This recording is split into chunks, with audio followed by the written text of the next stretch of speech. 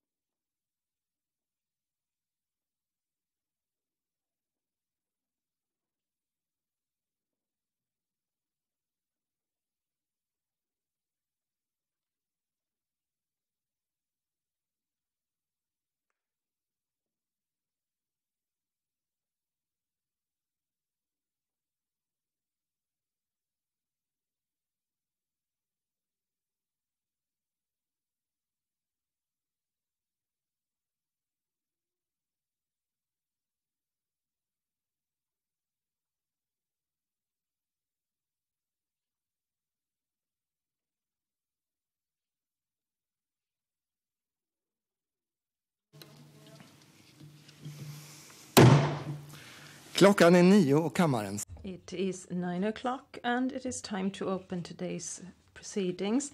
The group leaders and myself have agreed on a recommendation. I'd like to inform you that anyone who is present in the chamber will use a face mask beginning today.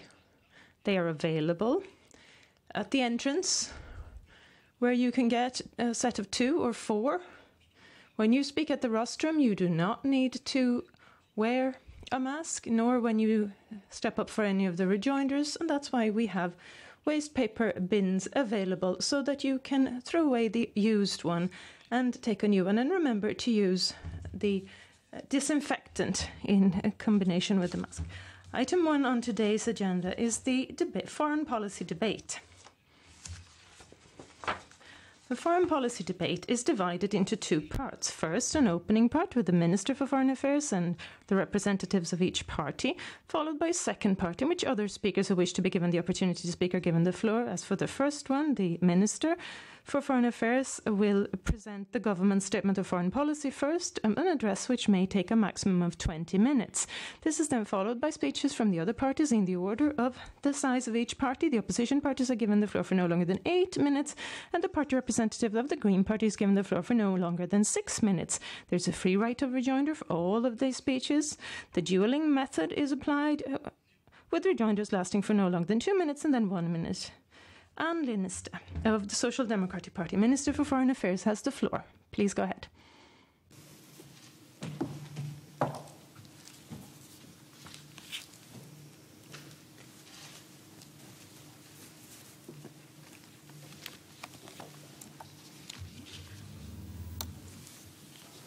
Herr talman. Mr. Speaker. Deklaration men säga något. I would like to begin this statement of foreign policy this year by saying something that is obvious to us all, and that is that politics matter. This year marks 100 years since women were first able to exercise their right to vote in a parliamentary election. This was the milestone that made Sweden a democracy. Democracy is something that we take for granted, but it is something that is still denied the majority of the world's population. The government is working for an international order based on international law with rules and agreements rather than might is right, with our clear security policy line, solidarity-based aid, climate and environment investments, our feminist foreign policy and also our strong trade policy. We are not only able to safeguard our own country, but also contribute to peace, security and development and democracy globally. Mr. Speaker, the COVID-19 pandemic has claimed more than 2 million lives worldwide. Sweden has pushed for global equitable access to COVID-19 vaccines, and through the EU we are part of the COVAX Global Vaccine Cooperation Initiative, and the EU has mobilised 853 million euros for COVAX, making it the largest donor. Sweden has contributed with 200 million Swedish krona and is participating in the efforts to strengthen COVAX's access to vaccine supplies. Now, to secure vaccine supplies for the EEA countries, Sweden has undertaken to sell vaccines on to Norway, Iceland and Switzerland. Mr. Speaker, as chairperson of the Organisation for Security and Cooperation in Europe in 2021, Sweden is standing up for the European security order based on international law and the UN Charter. We want to highlight the relationship that the OSCE identifies between respect for democracy, human rights and the rule of law, and also security within and between states. The unresolved conflicts in Nagorno-Karabakh, Ukraine, Georgia, Transnistria are examples of the consequences of disregarding the European security order. These challenges are something that also affect Sweden. Mr. Speaker, the EU is Sweden's most important foreign and security policy arena. In an uncertain world, the EU must be a strong voice for peace, democracy, human rights and the rule of law. A well-functioning EU is a prerequisite for Sweden's welfare. The majority of our trade is with other EU member states, and it's at the EU level that we can strengthen the green transition and safeguard jobs. The EU-UK Trade and Cooperation Agreement lays the foundations for an important future partnership. The government intends to deepen Sweden's and the EU's relations with the UK, including in the area of foreign and security policy. Nordic cooperation is important, but is facing severe trials during the COVID-19 pandemic. Cooperation with the Baltic states is also of great importance to our region and our common security. The government has presented a new strategy for the Arctic region. The countries of the Western Balkans are an important part of the EU's neighbourhood as well. Turkey plays a key role for the EU. We will support the democratic forces in Turkey and will also be clear in our criticism with regard to human rights violations in the country and also Turkey's actions in the vicinity of Turkey. The UN remains a cornerstone of Swedish foreign policy and we will remain an influential voice in the UN. In the follow-up of the declaration commemorating the 75th anniversary of the UN, which was adopted following negotiations led by Sweden and Qatar, we showed that it is in fact possible to agree on an ambitious way forward to strengthen the UN. The value of the UN's actions to alleviate suffering and prevent hunger cannot be overestimated. As one of the world's largest donors, Sweden supports the UN's work in a number of humanitarian crises. Last year's Nobel Peace Prize was awarded to the World Food Programme, and this was proof that the UN's work does make a difference. Mr. Speaker, Sweden's foreign and security policy builds on cohesion in the EU and also cooperation on a broad front in the Nordic and Baltic Sea regions, in the UN and in the OSCE, and with NATO. A strong transatlantic link is important for the security of both Europe and the United States. Sweden will not remain passive if another EU member state or Nordic country suffers a disaster or an attack.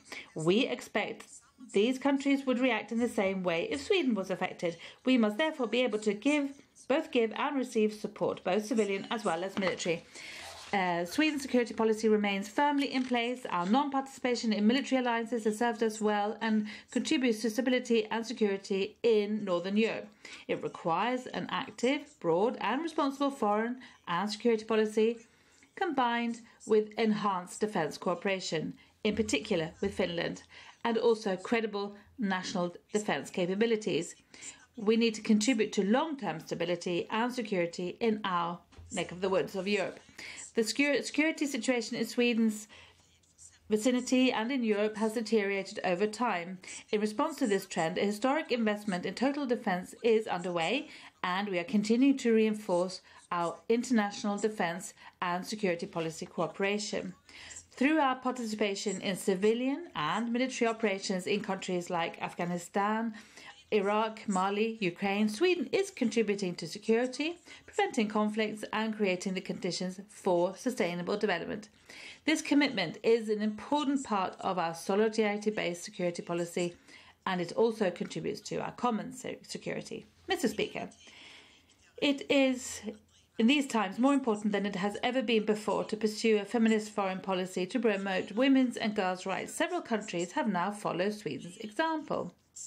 The government has given additional support totaling more than 260 million kronor globally to counteract the effects of the pandemic on activities linked to sexual and reproductive health and rights, as an example. Sweden has taken on a leading role in the Global Action Coalition on Economic Justice and Rights. Sweden will continue to work for women's and girls' economic empowerment, including through the introduction of social and economic reforms and gender equality in the labour market. The Women, Peace and Security agenda is an important priority of Sweden's term as chairperson of the OSCE. Mr. Speaker, the ongoing pandemic affects our consular work. In the spring of 2020, the consular efforts of the Ministry for Foreign Affairs helped bring around 9,000 stranded Swedes home on 400 different means of transport. The Swedish Foreign Service works constantly and intensively on the most difficult consular cases. We always have the best interests of the individual in mind, and we will never give up our efforts. Mr. Speaker, the United States has elected a new president, and his statement on cooperation with allies and partners is something that's important for us in Sweden and the EU. There are many areas in which we can renew and deepen our cooperation, including within security policy, multilateralism, trade, the green transition, new technologies, democracy, gender equality, including sexual and reproductive health and rights. During the spring 2021, the government plans to adopt new strategies for development cooperation in Latin America. The government is monitoring the consequences of the demonstrations in Chile and the work to draw up a new constitution. Sweden is working through both the EU and the UN to support a negotiated political solution in Venezuela. Mr. Speaker, the government supports Ukraine's sovereignty and territorial integrity and every country's right to choose its security policy path. Russia's aggression against Ukraine and its illegal annexation of Crimea are unacceptable. These violations of international law undermine the European security order and are grounds for continued sanctions against Russia. Where we have shared interests, we can and should cooperate with Russia. One example of this is the Council of Baltic Sea States, in which cooperation with Russia does work well. At the same time, we are rather concerned at the negative trends with regard to human rights and civil society space in Russia, and we condemn all violations of international law and the poisonings that have taken place. The fraudulent election and the brutal abuses committed by the regime in Belarus are unacceptable. Along with the other member states, EU member states, we've introduced targeted sanctions against those responsible. The challenges that have marked the EU's eastern area over the past last year make EU engagement in the region through the Eastern Partnership more important than it has been for some time now. Mr. Speaker, a year ago I visited Yemen. It was clear how much Sweden's involvement is appreciated. Sweden continues to provide comprehensive humanitarian aid to Yemen's long-suffering population, as well as support to the UN-led peace process. The conflict in Syria remains one of the world's most serious crises still. The only way to achieve peace in Syria is through a political solution. The government values relations with both Israel and Palestine. Sweden is working together with the European Union for the resumption of meaningful negotiations between Israel and Palestine and a resolution based on international law in which two states can coexist in peace and security. In terms of non-proliferation and the security situation in the Middle East, it is essential to preserve the nuclear deal with Iran. Iran must resume full compliance and the United States at the same time must rejoin. And we also underscore the serious human rights situation in Iran. Sweden has a long-standing comprehensive commitment to peace, democracy and development in Africa. In Ethiopia, the conflict in Tigray threatens to undermine the country's democratic development with far-reaching regional consequences. In Sudan, the political transition continues under a civilian-led transitional government after 30 years of authoritarian rule. The security situation in the Sahel is cause for great concern, and in August a military coup took place in Mali. A transitional government is now in place and general elections are due to be held in 2022. Sweden contributes to security and development in the Sahel. Mr. Speaker, Asia's growing importance means opportunities for trade and investment, green technology and innovation. The government is developing its cooperation with countries such as India, Japan and South Korea.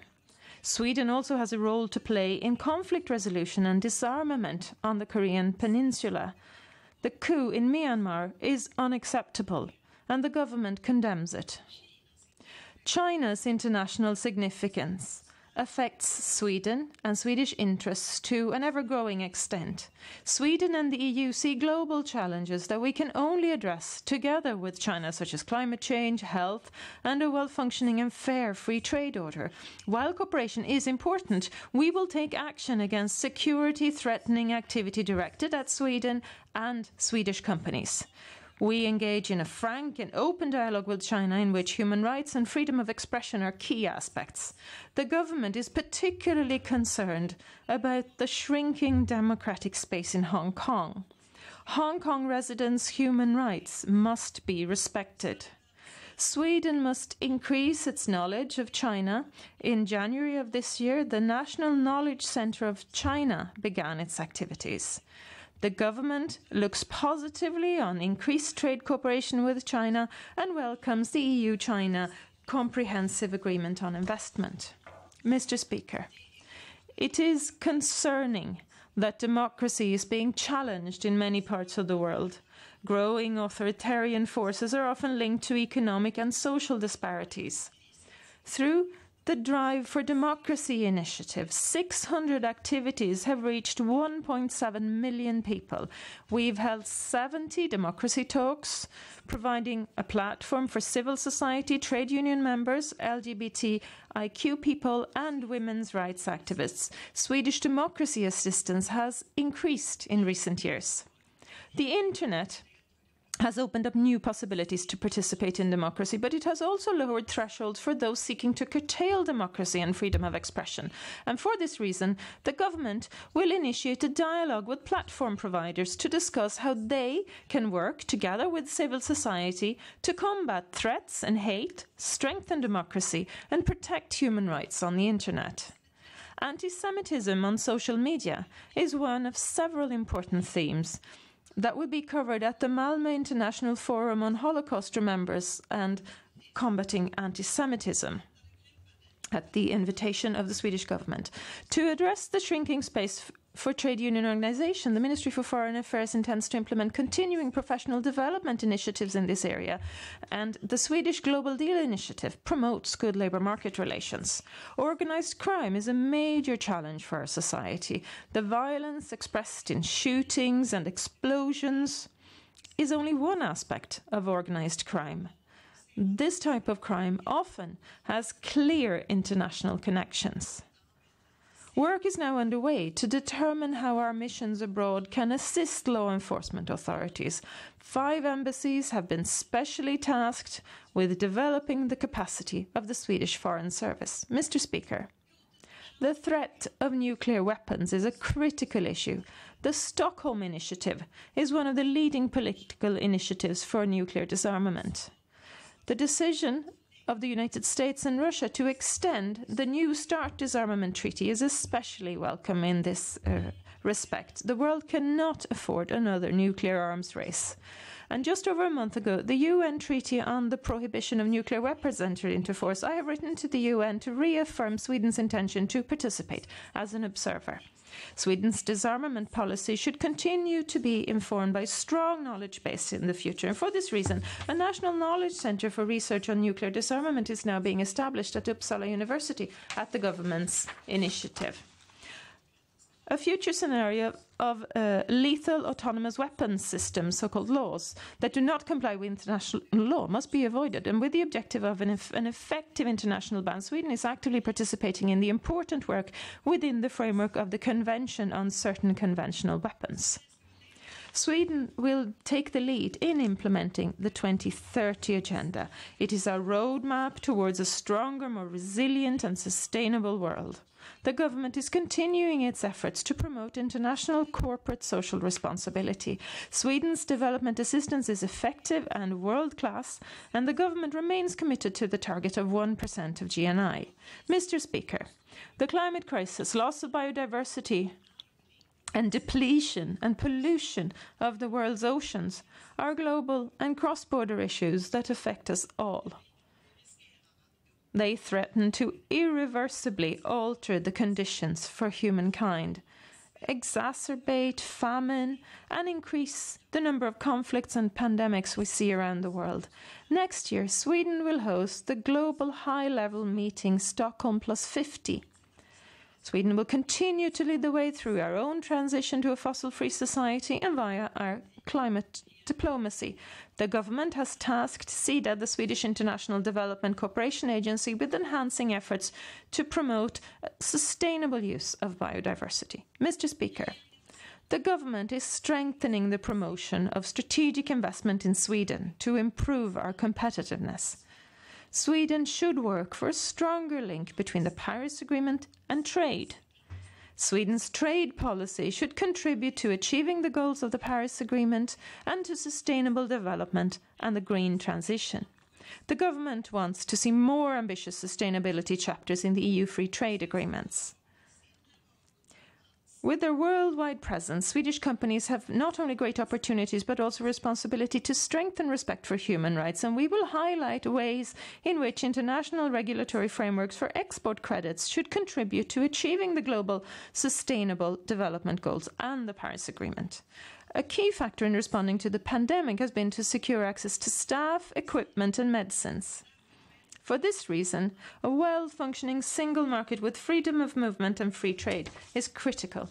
Mr. Speaker, I began this year's statement of foreign policy by looking to the past, so let me conclude by looking to the future.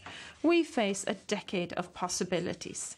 Technological advances are apparent in the green transition and in vaccines being developed at record speed. Social progress has resulted in a global increase in prosperity in which millions of people have been lifted out of poverty. What must now follow is political transformation, because without politics and without democracy and freedom for people, technological advances and social progress are to no avail. Let me therefore conclude with a passage from American poet, the young black woman Amanda Gorman's reading at Joe Biden's presidential inauguration in the United States. And I quote, "But while democracy can be periodically delayed, it can never be permanently defeated.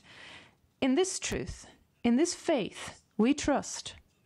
For while we have our eyes on the future, history has its eyes on us." Thank you, Mr. Speaker. Thank you.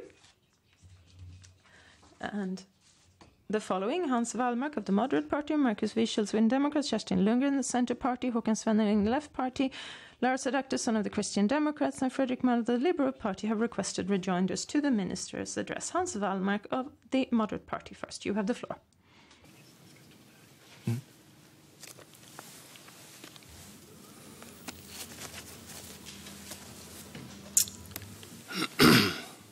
Herr talman! Mr. Speaker, Minister of Foreign Affairs, Gui Minhai, David Isaac, two people who have not been mentioned in the foreign policy declaration this year either. These are two unique special consular cases, and these names deserve to be mentioned from the podium in the Parliament, also by the Minister of Foreign Affairs. Mr. Speaker, I would just like to say that this government is quite careless in their formulations. I would like to cite the security policy situation in Sweden and Europe has deteriorated over the year. An armed attack against Sweden cannot be excluded, and military means of power and threats against this cannot be excluded. And Sweden will be affected if there is a security policy crisis or conflict in our neighboring region. This is something that the Defense Committee has talked about, and this is what the government also has adopted. It's on the page 26 of the foreign policy proposition that was presented last year in December. And evidence too, Mr. Speaker, and I'm quoting from the declaration: the security policy in Europe has deteriorated, and now we see a historic investment in the total defense and are strengthening our military defense and security policy cooperation. These are completely different sentences. We have one in the declaration and one that came from the Defense Committee. So, Mr. Speaker, duality means ambiguity. And could please the Minister of Foreign Affairs explain what they mean by this?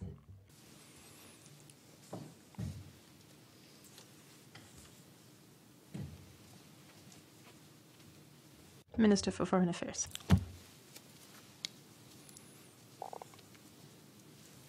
Tack, herr talman. Thank you, Mr. Speaker.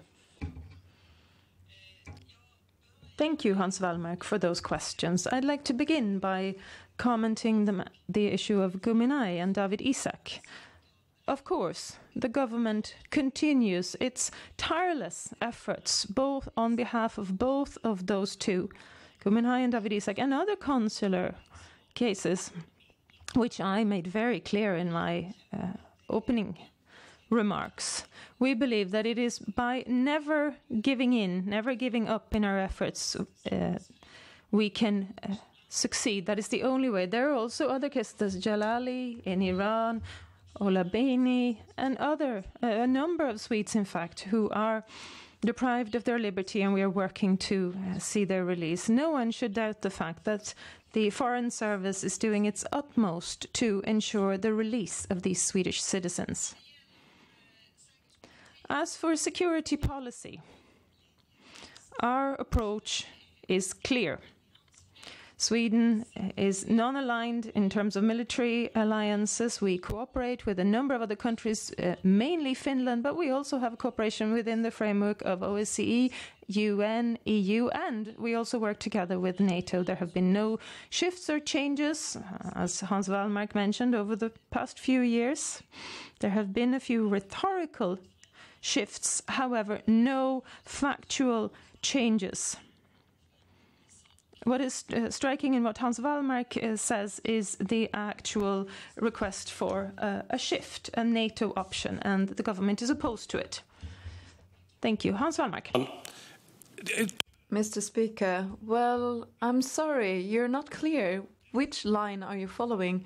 The one that you were recently talking about in the declaration, or the line that has been the Defense Committee's position that we also took up in the defense proposition, and where you said we cannot be excluded that military means of power or threats of those can be used against Sweden? That's not rhetorics.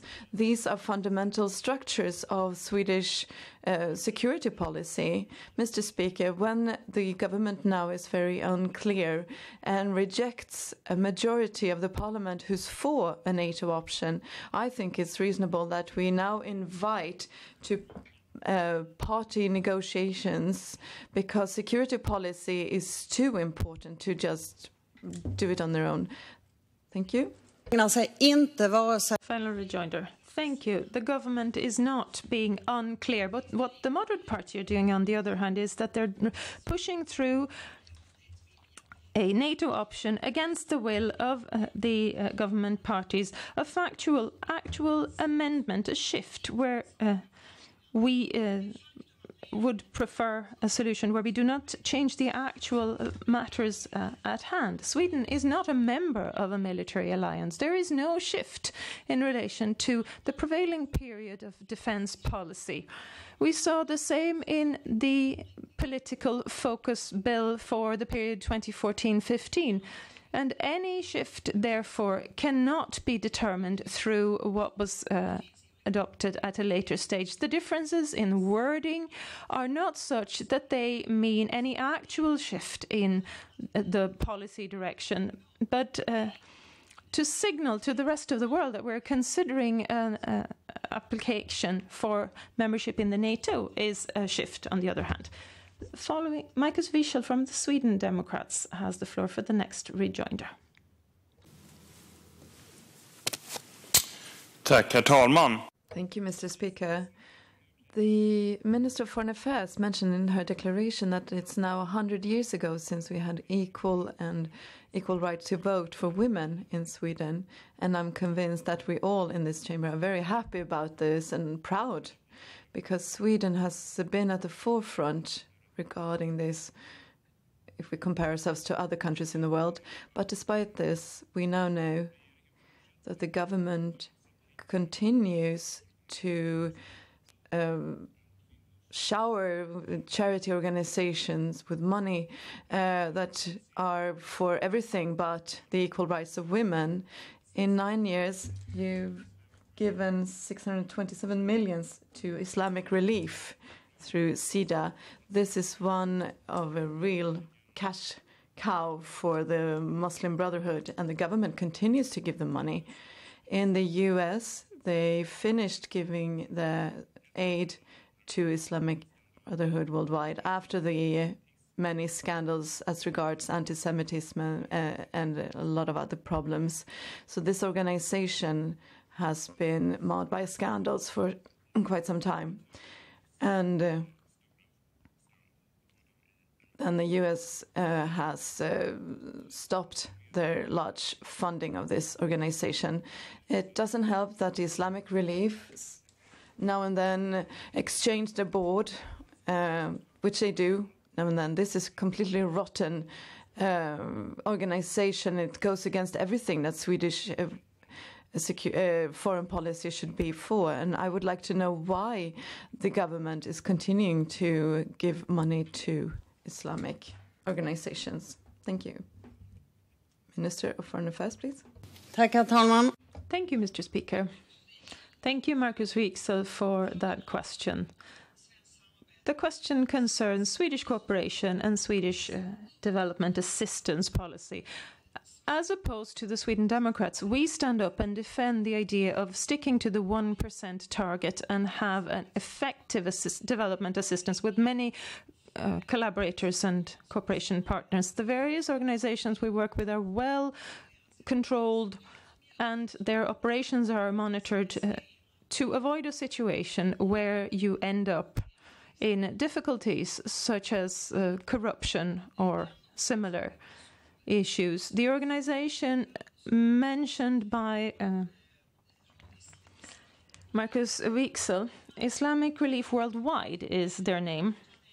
They've come out well in the assessments based on core humanitarian standards evaluations. There's an evaluation process ongoing within the Assistance Development Aid, SIDA, and Islamic Relief in Sweden currently, and an evaluation assessment which I cannot here and now preempt the conclusions of, but it's important to be able to supervise and monitor these various entities with concrete factors that can be confirmed and monitored. As for Islamic Relief, as such, the organization has gone through more than 500 audits and assessments over the past 10 years. After the events of the last few years, Charity Commission have opened up a compliance matter, and the outcome of that work can be seen in about a month from now. Let me also conclude by saying that it is SIDA, the Development Assistance Agency, that is responsible for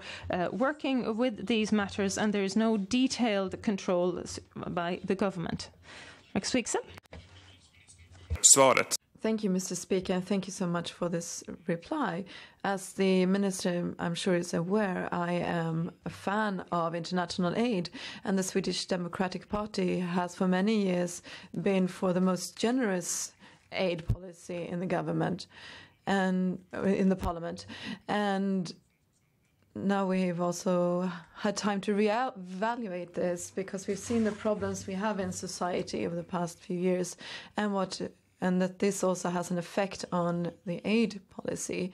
But what I think is important here is that 1% of the aid the goal is to just funnel as much money as possible out of the country. I don't see what the value is.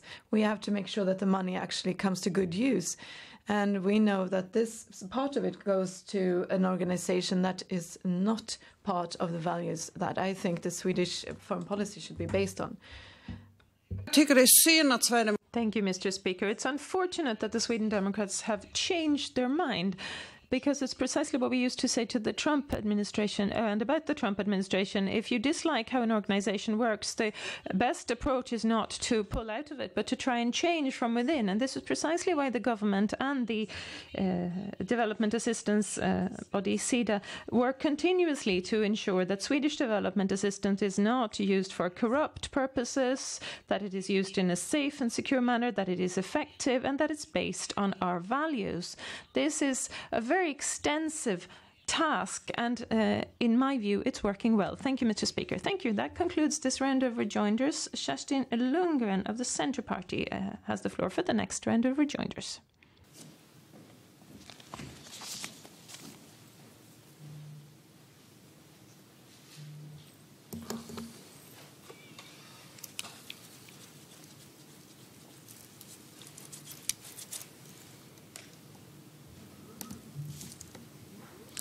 Tack, herr talman.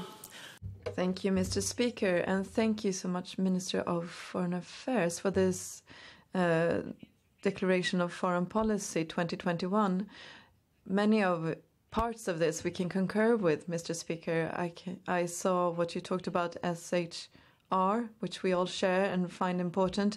I also think it's important and good with the attempts that Sweden has been doing to try to reach a solution to the Yemen conflict, and also the Eastern Partnership that we are very committed to. This is important for Sweden. As regards marking, and of course the Ukraine, that's very important. I could comment more on this, but I would also like to talk about the things that we don't agree on, Mr. Speaker, and this is about the security policy. Why doesn't the Minister of Foreign Affairs and the government ensure to have a broad political support for Swedish security policy? Why is the government insisting on saying that the security policy line is steady, even though they don't have support for it in the parliament? This is breaking tradition. We always usually have a united view on this. Why, Mr. Speaker, does the government not listen to the parliament and see that there's a new situation in Sweden? We'd also like to see an invitation, because together we can create more and be more clear, and we've done that before as well. Security policy now is breaking the tradition that Sweden has always had to try to find unity. The government is shaping the foreign policy and security policy, and the government is also responsible for seeing that we have broad support for their policy. Och tack Kerstin Lundgren för frågan. Thank you, Mr. Speaker, and thank you for that question, Kerstin Lundgren. I'm very pleased to note that there are a number of areas where we agree. There are well-established forums for support and discussion. The Defence Commission, of course, plays a central role in all of this, and we value the broad consensus which has been possible to obtain in the work commission, the analytical look at this area of policy. In addition, there will also be participations in the various parliamentary committees of the Riksdag, and to present the government's proposals. Thank you. Herr talman. Thank you, Mr. Speaker. This is not the tradition that we have, Mr. Speaker. The government, from the declaration of government in 2014 up until now, has chosen to act on their own. And now, as of December 2020, they don't even have majority behind them as regards the security policy line. So that's why I think it should be a job for the responsible government to try to gather Sweden again and get unity for this. So I would really like to call on the Minister of Foreign Affairs to invite to have a discussion and debate about this. And we also like to have an account of the Swedish security policy, just like Finland has in their tradition. Thank you, Mr. Speaker. Final rejoinder. Thank you, Mr. Speaker. When Kerstin Lundgren and Hans Wallmark request that the government should send out invitations for a policy dialogue, I have to ask myself if this is the right way to use the possibilities that already are available to the government. Look at the Moderate Party, for example, and how they've dealt with various invitations to dialogue and talks. They wanted to have talks on migration in 2020. They dropped out. They dropped out of the energy talks in 2019. In other areas, they pulled out in the autumn 2019, Defence Commission, and also similarly when it comes to high-speed trains and train tracks. They wanted this, and then they changed their mind in how they approached the calls. When it comes to housing, the entire group of alliance parties pulled out. I believe it's much better to use the means already available to us in the Riksdag. It tends to work well for us. When the NATO option was pushed through in the vote, there were no attempts to have a prior dialogue with the government. Thank you. Thank you. That concludes this round of rejoinders. The floor now goes for the next round of rejoinder to Håkan Svenneling of the Left Party. You have the floor.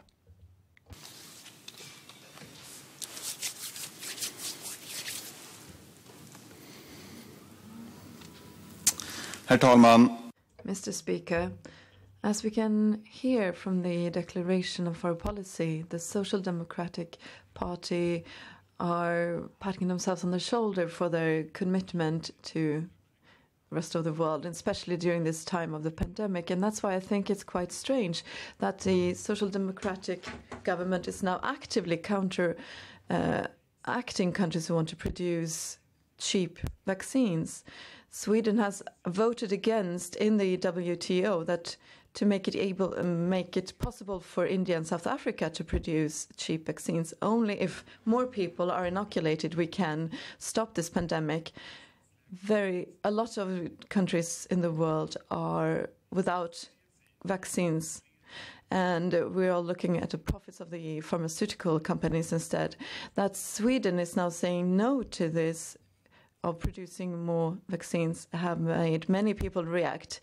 As, for example, the former foreign minister Margot Wallström. We should be doing more. We should do this 10 times more, and we should do this in addition to every other type of aid that we have. 9 out of 10 poor countries will not receive any vaccines during 2021. Only if we increase the production of cheap vaccines, we can make sure that the entire world can be inoculated and that we can stop this terrible pandemic. And then the rich countries can't just be hindering the poor countries from getting this. Why is the profits of the pharmaceutical industries more important to the government than inoculating poor countries in the world? Why do they vote against this? Tack, herr talman. Thank you, Mr. Speaker. Thank you, Håkan Svelling, for that question. Well, COVAX is the cooperation system that we have for global vaccines, for the global vaccine situation, which is we already saw on the 22nd of January that perhaps we could roll out vaccines to low and middle income countries in the first quarter of 2021. And I've just heard, in fact, that the first shipment to Ghana is being made today.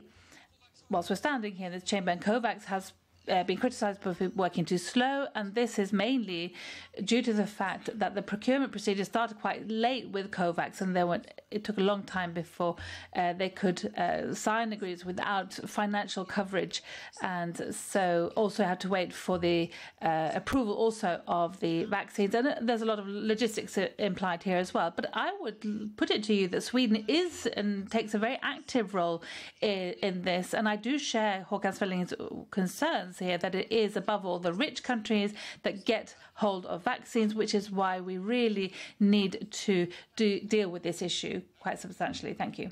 Mr. Speaker, Sweden and the EU are one of the great funders of research.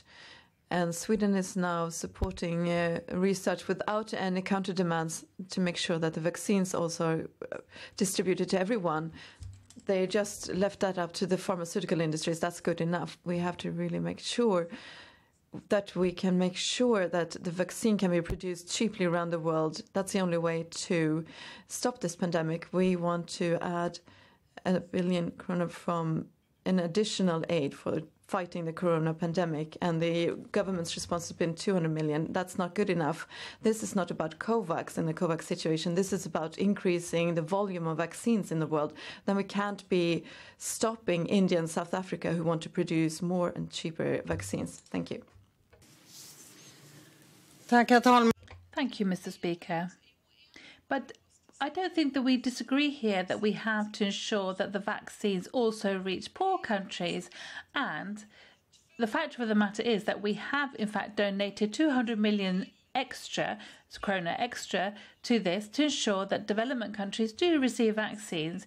And we're not stealing or taking money. No, Sweden is one of the few countries that still has 1% in international aid, and this is something we should be proud of, and this isn't something that we should stand here and poo-poo in the Riksdag chamber. Thank you. So that was the end of that rejoinder. Next, Lars Adaktusson from the Christian Democrats. Please, the floor is yours.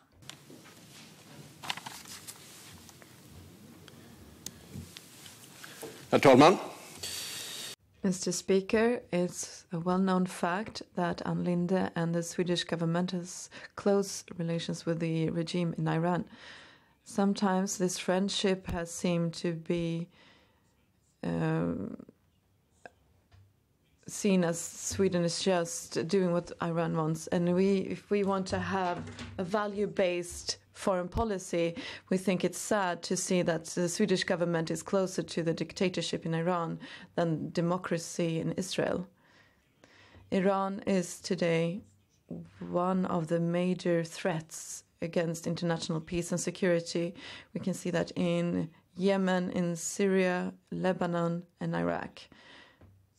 We can see it in the Islamic Republic, never-ending funding of jihadist terrorists.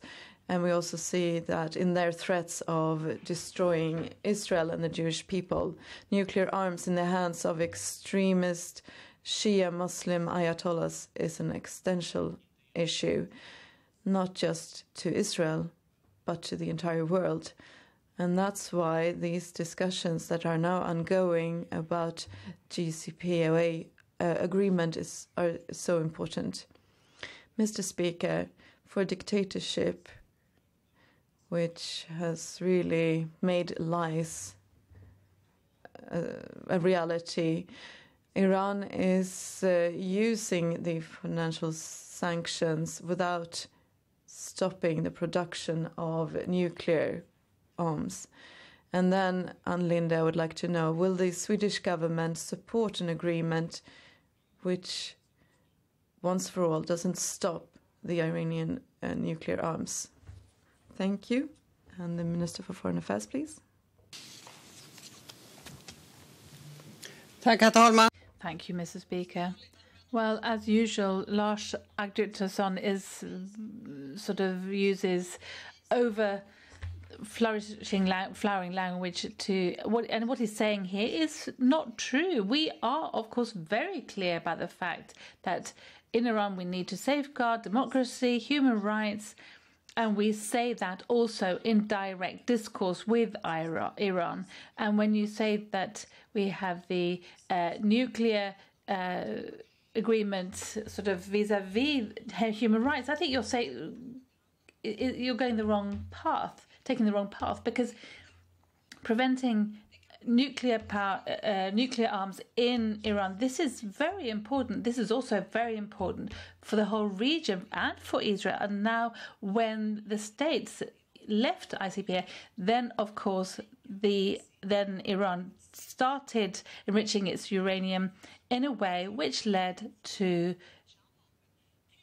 it would be quicker to get to nuclear arms as well. And they would have nuclear arms. What would that lead to, Lars Doctor? It would be a terrible future scenario, which is why that is the most important thing on the agenda. At the same time, we can always criticize them that they don't comply with international law, etc., etc. So it's not either or. I would say that the path that Donald Trump chose, and perhaps even Lars Doctor may take, that saying that if we can't have everything, then we don't want anything, is this type of politics, which means that Iran has come closer to having nuclear arms, and that is a very worrying thing. Mr. Speaker, so this is the US fault then, not Iran's, that they are enriching nuclear arms. Is that what you're saying, Minister? I would like to quote Ehud Barak, Israel's former minister. The question isn't when Iran will have nuclear arms, but when it will be too late to stop them. An international binding agreement with Iran is welcome, but not at any cost, and not at the cost that we pass the point of no return, where we can't stop Iranian weapons of mass destruction anymore. Just postponing the production of Iranian nuclear arms is not enough. Will the government only reach an agreement of postponing this production? Please give me an answer to that.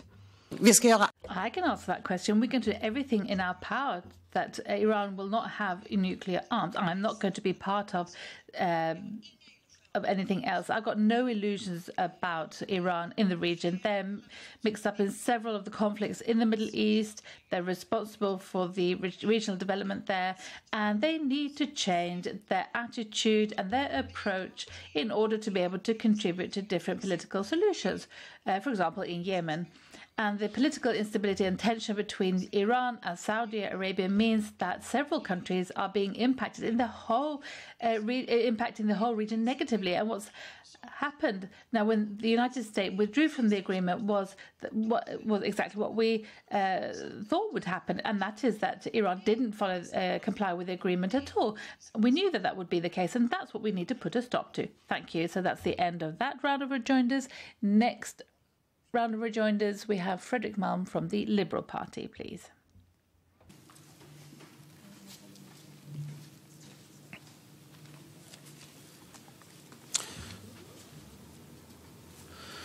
Tack så mycket, herr talman. Thank you very much, Mr. Speaker.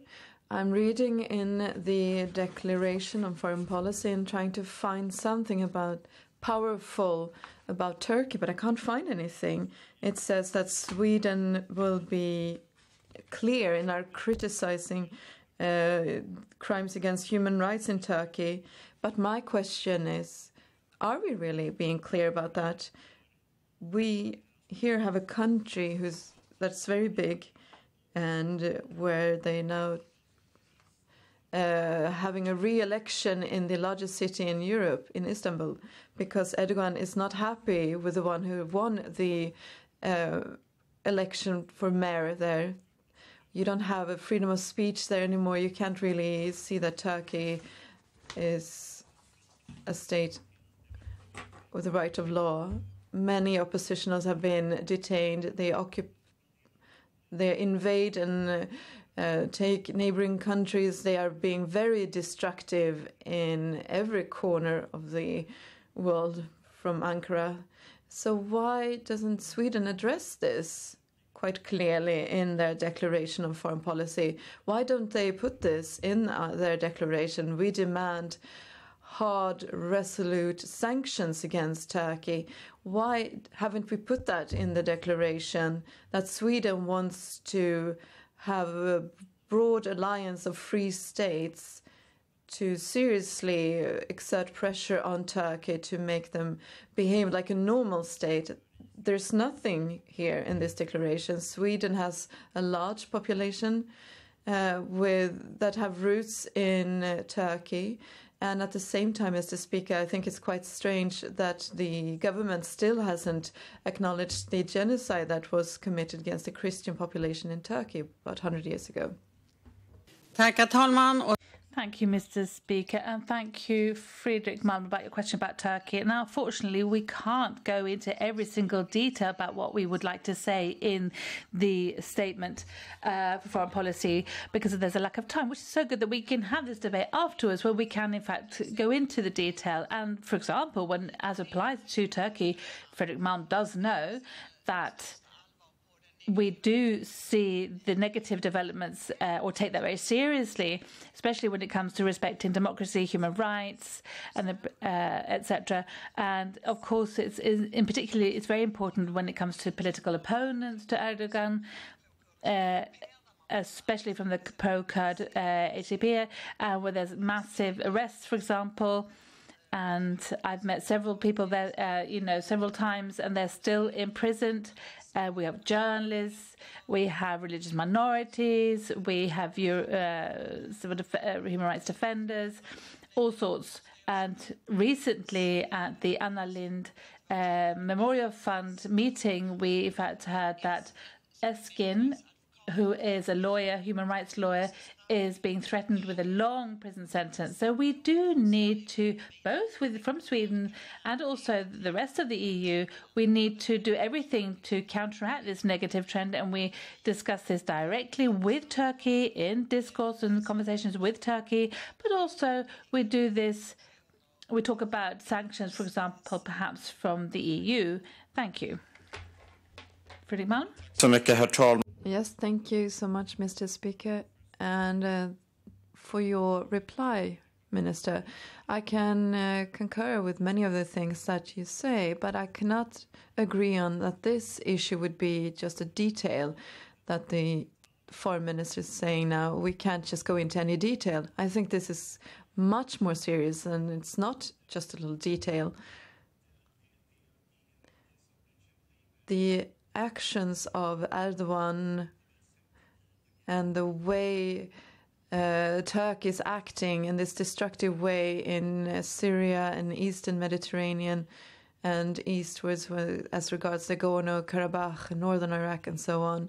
And of course also the domestic oppression, where they have taken away freedom of expression, closed down newspapers, imprisoned oppositional, continue to oppress the Kurdish people. Of course, all of this makes it important for us to impose sanctions on Turkey. Thank you. Tack, herr talman. Thank you, Mr. Speaker. Now, obviously, Turkey and what's happening there are detail, and perhaps that wasn't a good choice of words. These are very important issues, but what meant was that even major issues don't have much, can't take much space when you have 20 minutes to give a whole picture of what's going on, which is why it's so good that we can now clarify here in this debate that we are taking this very seriously, that we are keeping track of this negative trend, and we need to do everything to support human rights, etc. in Turkey. And this is also a question where we need to look at how Turkey acts around Turkey, in Caucasia, in Syria, in the Mediterranean. And this is, in fact, something that I do discuss with the foreign ministers of the EU. So I completely agree with your concern with regard to the negative trends. Thank you, Mr. Speaker. Thank you. That's the end of that round of rejoinder. And that's the end of that. And we're going to go to Hans Wallmark from the Moderate Party.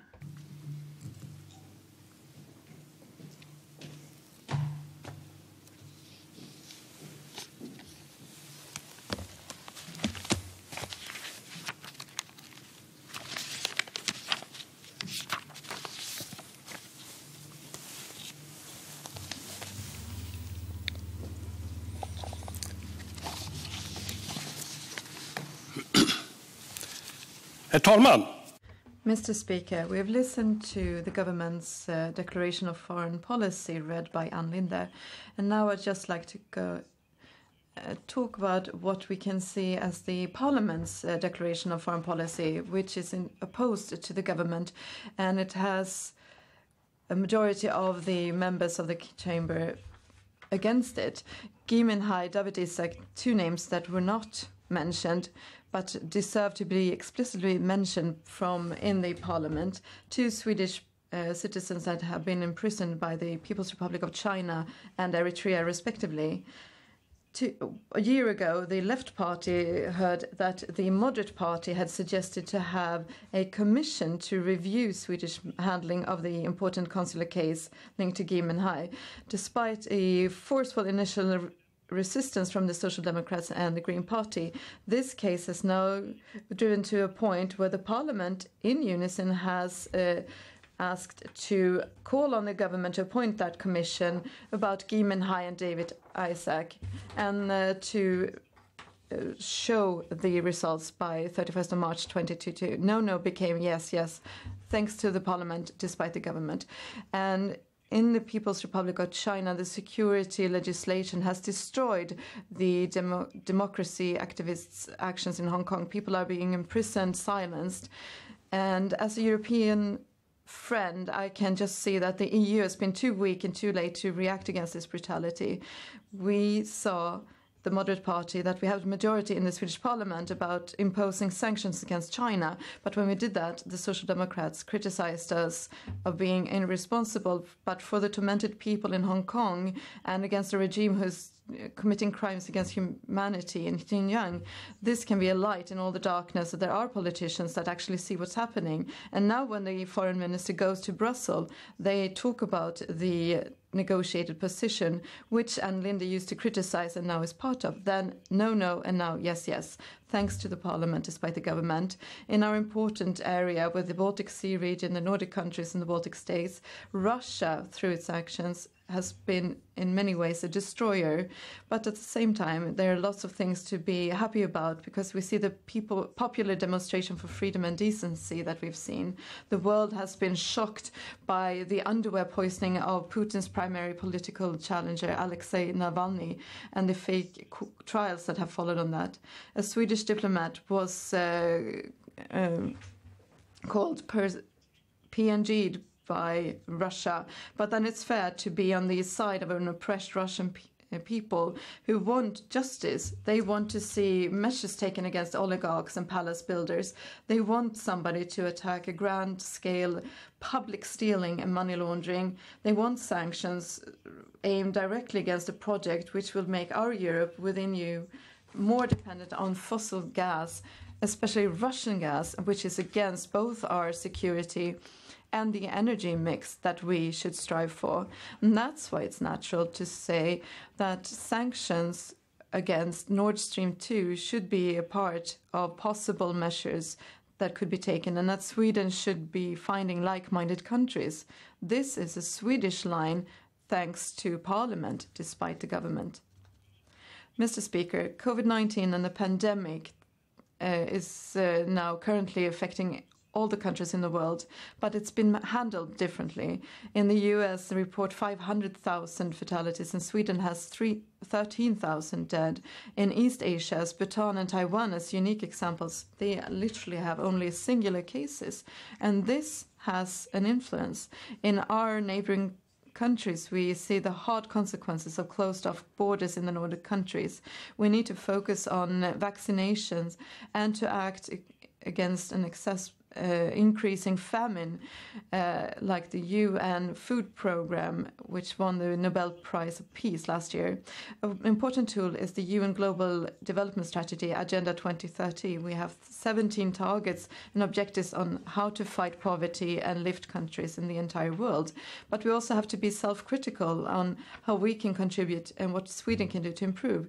You can have different views on Agenda 2030 and how to implement it. For us in the moderate part, it's natural to see it as a growth agenda, but we need to create conditions for resources. But regardless of your opinion, it's fair that we in the Parliament follow up and drive on. When the government presented this in Agenda 30, they wanted a review to be done in best cases every 6 years, but we wanted a review every 2 years, and that's what happened. Thanks to the Parliament, despite the government. Now we have a broad majority consisting of 5 of 8 parties who's behind the idea of a so-called NATO option, which will mean an increased demonstrated freedom of action. This is a clear signal both in and out, which would reinforce Sweden's security, in contrast to the line that the current government is driving, whereas Swedish NATO membership is completely out of the picture, regardless of the situation and security situation and the development. And for us, it's about demonstrating that we have more tools in our security policy toolbox. There's also a strong value in that Sweden and Finland follow the same approach and have the same relation to NATO in a situation where we now reinforce our operational defense cooperation between our countries. This is important, thanks to the Parliament, despite the government. This government, who has changed their security policy line 5 or 6 times, and today, again, as it seems, they would be wise to look at what would actually give us stability and a long-term approach. Ann Linde has to do what Anna Linde used to do in 2002 and invite all the parties to debate the security policy line. You have to take that responsibility. If you do that, that will be thanks to the Parliament, despite the government. And to conclude, unfortunately, time is on the side of rotten regimes. We can all be inspired by the struggle for freedom in Belarus or Venezuela, or drawn-out processes and difficulties to gather around functioning sanction makes it able for the people who just dig their heels in to also stay on. And we can now add 2 countries like Myanmar, where the regime is And we can also look at Ukraine, and in Georgia we can also see what they've been doing after the questioned election there. Mr. Speaker, from the Moderate Party, I would also like to look at other two areas. Taiwan is an important hub for democracy and tolerance in Asia and has a vital economy, but it's daily threatened by the People's Republic of China. And the Moderate want to upgrade Swedish presence in Taipei with the House of Sweden as the same way as, for instance, the Netherlands and the UK. And the democracy of Israel, their high-tech economy and prominent research makes Israel an attractive partner. Sweden has to be close to Israel. The bilateral ties must become much stronger today, and we have to intensify our cooperation also in the multilaterally and in the UN. We need a fresh start in our Swedish relationship with Israel. And for the Moderate Party, we're also ready to form what is the Swedish line we support in the country's parliament, regardless of whether we're in the government or not. Thank you. Thank you. And now we have the Centre Party would like to get a rejoinder. But first, of course, we have the Ann Linde, the Minister of Foreign Affairs, would like a rejoinder. There's something about the technology here, but please go ahead. För undersökande. Utrikesministern, varsågod. Minister for Foreign Affairs, you have the floor.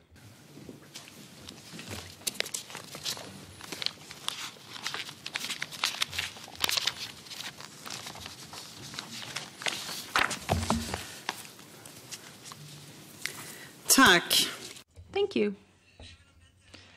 Even if it mightn't have sounded that way listening to Hans Wallmark, the government is very anxious indeed to have good relations with the Swedish Parliament, the Riksdag, and we do, in my opinion. We've good discussions in the various committees, the EU committee, the Committee on Foreign Affairs, etc. However, when it comes to foreign policy at government level, it has a lot to do with having the right timing. Let me give you an example. Nord Stream 2, Sweden on several occasions has expressed our concerns about this project and the potential impact on common energy policy, consequences for Ukraine, etc.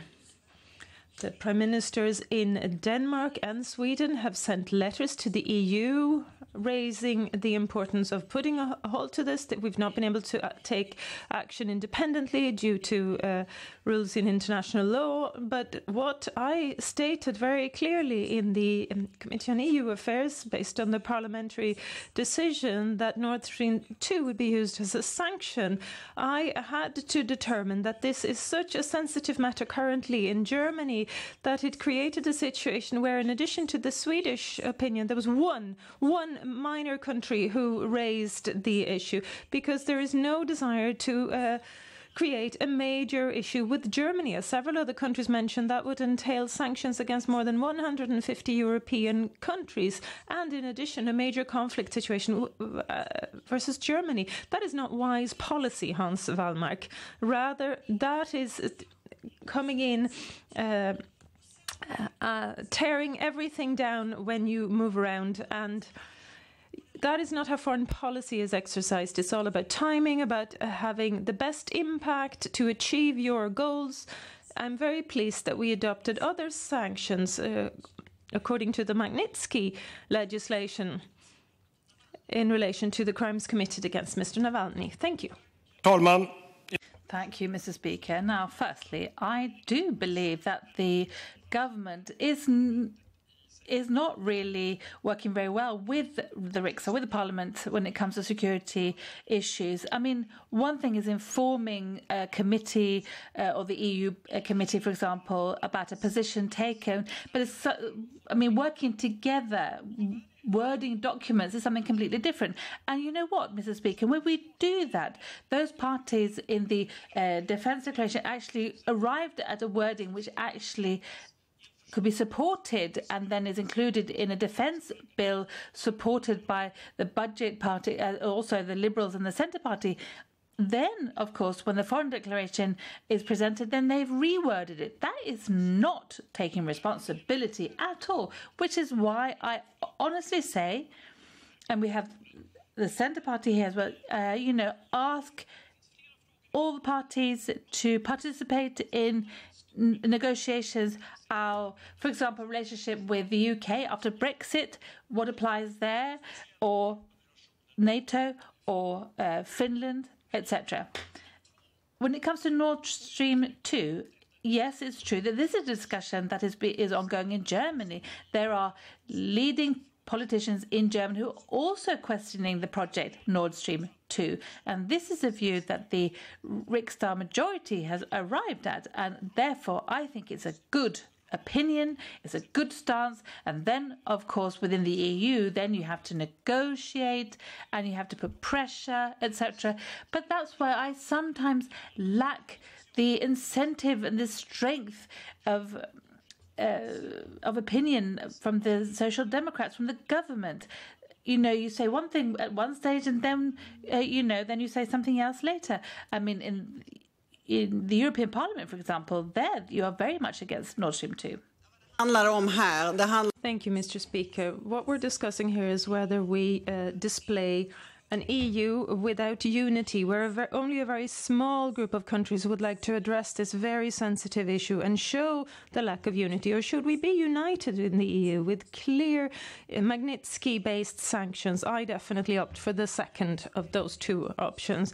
There was a reference by Hans Wallmark to Ann Linde in 2003. I was international secretary in the party. I was working closely with her, and it was possible back then to invite the moderate party representatives to party discussions. The moderate party back then was one of the parties were prepared to conclude agreements with the government. Unfortunately, that's not the case today. Your party pull out of all the various attempts we've made recently for a broader parliamentary agreement. I wouldn't trust that you would remain at the table. That would be probably not likely. Thank you. Mr. Speaker, and Foreign Minister, that's not true. But we are very clear that if it's going to be for real, it's got to be for real. So if the government invites all the parties to have negotiations on defence policy, I can promise you that we'll be there.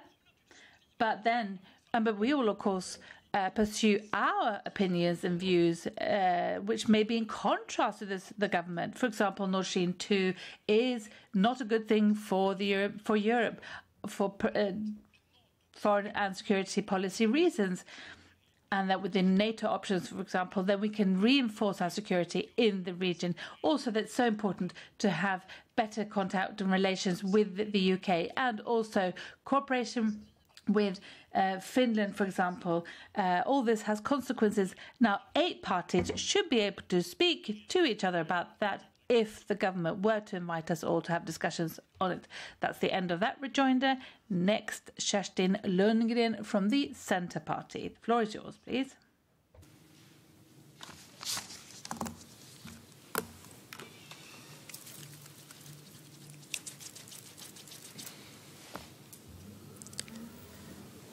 Tack, herr talman. Thank you, Mr. Speaker. And to a great extent, we do have the same type of indicators. It is important that we show this, that we work proactively from the Riksdag, and sanctions has been such an area where we've wanted to produce Magnitsky legislation. We want it in a Nordic and Swedish context as well. Now that we have it at the European level, it's a good thing, and we're happy to see it being put to use. However, Mr. Speaker, it has its limitations. It does not capture, as it were, the corruption and the money laundering which we have witnessed in the case of Russia and in several other countries. What keeps the entire system afloat is violence, politicized courts, and corruption. And so it's important for the EU to find a path to target also that group of players with sanctions. The Magnitsky legislation today deal with human rights violations, however not systematic corruption and money laundering. This is why, Mr. Speaker, it is my hope that we can agree in the Riksdag. We were not able to do so in the Committee on European Union Affairs last Friday, but I hope we will be able to agree so that we will have Magnitsky legislation adopted, which will also contain possibilities when it comes to combating systematic corruption and money laundering. I very much regret that the Moderate Party did not back this proposal last week, and Friday we would have been able to pass that on to the General Affairs Council of the EU on Monday, but that didn't happen, but we will not give up. Thank you, Mr. Speaker. Thank you, Mr. Speaker. I'm going to say thank you to Kerstin Lundgren for her struggle, both here in this chamber but in other bodies as well, when it comes to the Magnitsky legislation. We convinced it's a good idea. We also had a discussion in the last foreign policy debate. It wasn't Centre Party and Moderate Party, it was with the Sweden Democrats last year, where we underlined how important it is that we have this type of legislation in place in Europe. And it's much stronger if we do it all together than individual countries. I mean, I have nothing against this when it comes to money laundering and corruption. I think this is something that we really see a lot of in Russia, for example. But Kerstin Lundgren, if you listen carefully, you'll also heard that the foreign minister wasn't very happy about discussing this, that 6 parties were in favour of Nord Stream 2. So I think it would have been even more difficult for her to take on board a further issue. And the foreign minister replied to me just a moment ago just shows that the Social Democratic government is really not very interested in cooperating with Parliament. But get back to me, there are several issues where 5 or 6 parties can agree and to show that there is a different foreign policy line. But the Centre Party are quite good at saying that foreign and security policy are not part of the 73-point programme, and I think that's good. So, therefore, the Centre Party, you must be very unhappy about the situation where the government is, wording something in one way in the defence bill, and then suddenly, in the statement on foreign policy, then you get a totally different wording. I mean, really, don't you get? Wouldn't you? I mean, you must be very disappointed with the party that you're cooperating with, the Social Democrats.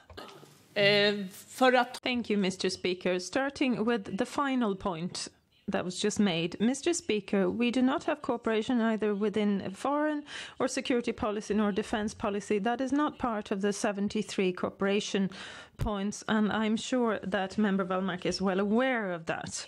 He has probably also noted, since we've had negotiations in combined committee setting, that from the Liberal Party, for example, there's been a proposal on security policy because we were not in agreement on the defence bill. It contains a wording which is perhaps something that Mr. Wallmark has missed, to suggest that the security policy focus remains unchanged.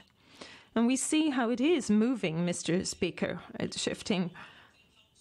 But House of Sweden in Taipei is one as a proposal we welcome. We're glad to see the Moderate Party are in favour of that idea that we've presented before, and that you're also prepared to support Magnitsky sanctions against corruption. That's a step forward if that were the case. Thank you.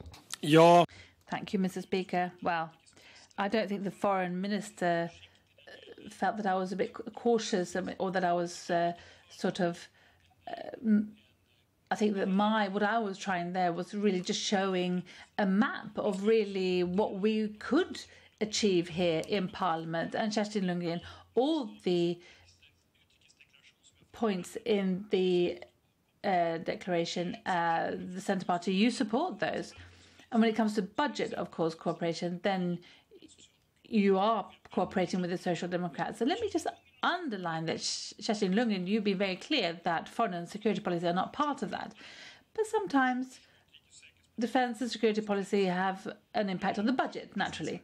So I do hope that the Centre Party, I'm going to support Kerstin Lundgren when it comes to Magnitsky law, then I think also the Centre Party can support me in my anger that I'm expressing here about this rewording within this area. I think it's very irresponsible and very serious. That's the end of that rejoinder. Next we have Håkan Svenneling from the Left Party, please.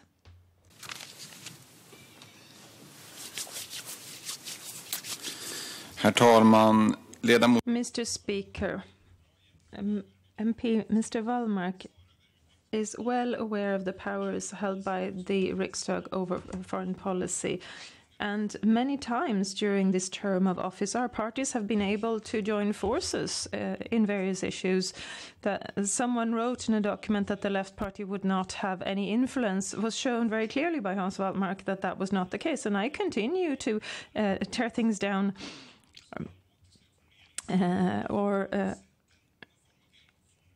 cause a stir in the sense that we haven't seen enough from the minister in foreign policy, in particularly not last week when it comes to proposals for sanctions against Russia. And we addressed the topic of Nord Stream 2. Mr. Wallmark has a point, but I'd like to talk about another policy areas where we are quite far apart, our two parties, based on the policy from the moderate party when it comes to development assistance. They've previously supported the 1% target. You now want to move away from the world on Facebook. Moderate party is writing Sweden first, and you wonder perhaps if you've all become Trumpists. In the autumn of 2019, you tabled a proposal to say that the development assistance should be removed entirely by 2030 because the world would be complete by then. That's just as likely as if I would snap my fingers and the corona pandemic would go away. Mr. Speaker, humanitarian needs are increasing significantly, but capitalism is showing its ugly face where the price of vaccines is being raised by wealthy countries, and they're doing what they can to hinder the production of cheap vaccines, and the debt burden is ever heightened. Many neoliberal policies have been jettisoned by others, but the moderate party are now acting as if we were an isolated island. When will the foreign policy of the moderate party start dealing with the fact that the entire world needs to be improved upon? Thank you. Thank you. I'll answer this sort of opinion that you have with two different stances there. Now, sometimes it has happened, Mrs. Speaker, that in the general debate, Håkan Svenneling and I, that we're having a bromance, actually. Let me just say that that is not the case. But I think it's important what you did in the chamber here, and that is to show that this whole idea of having discussions with different parties is a good thing. The Left Party have said it, we've said it. Let's see if everybody says it here in this chamber today, then we've sent a clear message to the government. Now, Mr. Speaker, I think it's also the fact that Håkan Svenneling and I, we would like to have these discussions because we have different opinions with regard to NATO. We have different opinions with regard to security policy in general, how it should be framed, etc. But perhaps we have similar views when it comes to the Baltics Sea, etc., and the threats there. But I think it's a good idea, though, to discuss things. Let's test it. Let's try and test it. As I hope, Foreign Minister, that you can hear us here. And then it's true, the moderate party, that we are changing things, and we're changing things as regards to international aid. And we need to test this and look at this budgetary item, just like we'd look at all other budgetary items. I don't think that it's reasonable that we have one level, 1% of GDP, and then decide what you're going to use the money for. No, we want to have a completely different stance. And we want to have a budget for a longer period of time that stretches over several years so that we are able to make priorities. And one area that should be prioritised is actually, Mrs. Speaker, I agree with Håkan Svenneling, it's vaccination programmes. Now, Sweden is saying how good Sweden is by donating 200 million kronor to Covax. That's important, yes, but Norway, they are spending 1.50 billion kronor, which is 5 times more. So, actually, within the framework of this, international aid, we should be making priorities, and we need to prioritise other areas very carefully. Thank you. Håkan Svenneling. Ja, det kanske skulle... Mr. Speaker, well, perhaps it could be like in the illusion-based world of Hans Wallmark, but facts of the matter show that you do measure development assistance in percentage of countries. income, etc. They claim that some of these parties that they are in favour of development assistance, but they want to make cutbacks, and it's going to have a real impact. According to the OECD DAC, and in their verifications, have shown that Sweden is one of the best in class. We could do even more if we stood up to support development assistance. I'm happy to change some of the rules in how this is planned, but we need to have the courage to stand up and say clearly that the 1% target is important. It gives Sweden a strong voice in the world around it, and it makes a real difference to poor people every day across the world. Thank you. Hans Wallmark, final rejoinder. Thank you, Mrs. Speaker. Well, the difference is that we want to make priorities. We believe that it's unreasonable that you have a goal for expenditure and then decide what you're going to do with it. We think we also need to ask yourself the question, is it reasonable that our international aid budget, as it is 1% of GDP, is therefore twice as large as the amount that we then allocate to the police and legal system? No, we don't think that's reasonable. We need to make that type of priorities, and we need to ask ourselves the question, if in Sweden, I mean, for years and years and years, we've given to one country of our taxpayers' money over 60 billion, and that's Tanzania I'm talking about. And have we seen any good effects, a good result, a good outcome? No. So that's why we need to make priorities. But I agree, Mr. Speaker, that there is a difference there in what we have differing views as regards what this money should be used for between the Left Party and the Moderate Party. So that's the end of that rejoinder. And we'll go back to the speaking list, and we have now Marcus Wiechel from the Sweden Democrats. The floor is yours.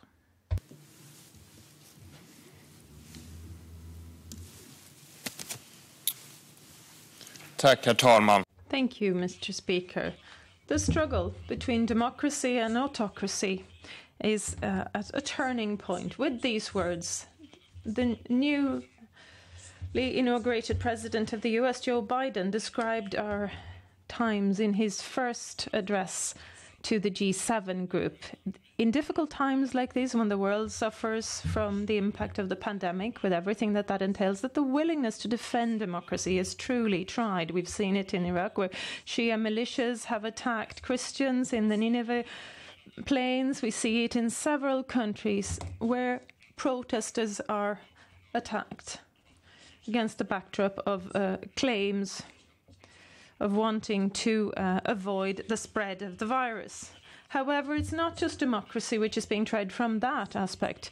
The claimed democracy drive of the January parties are also tried. In the wake of the pandemic, we've seen the importance of modern technology to enable non-physical meetings, and we've seen its potential to safeguard and protect the free speech. It's the same technology which makes it possible for regular, ordinary people in real time to bear witness to what's happening in oppressor states, and that this has revolutionized the fight for fundamental freedom and other rights in the world. Social media have become an indescribably important arena for both private individuals and other actors and players in society who want to spread their message, and they are very much part of the infrastructure of public discourse today.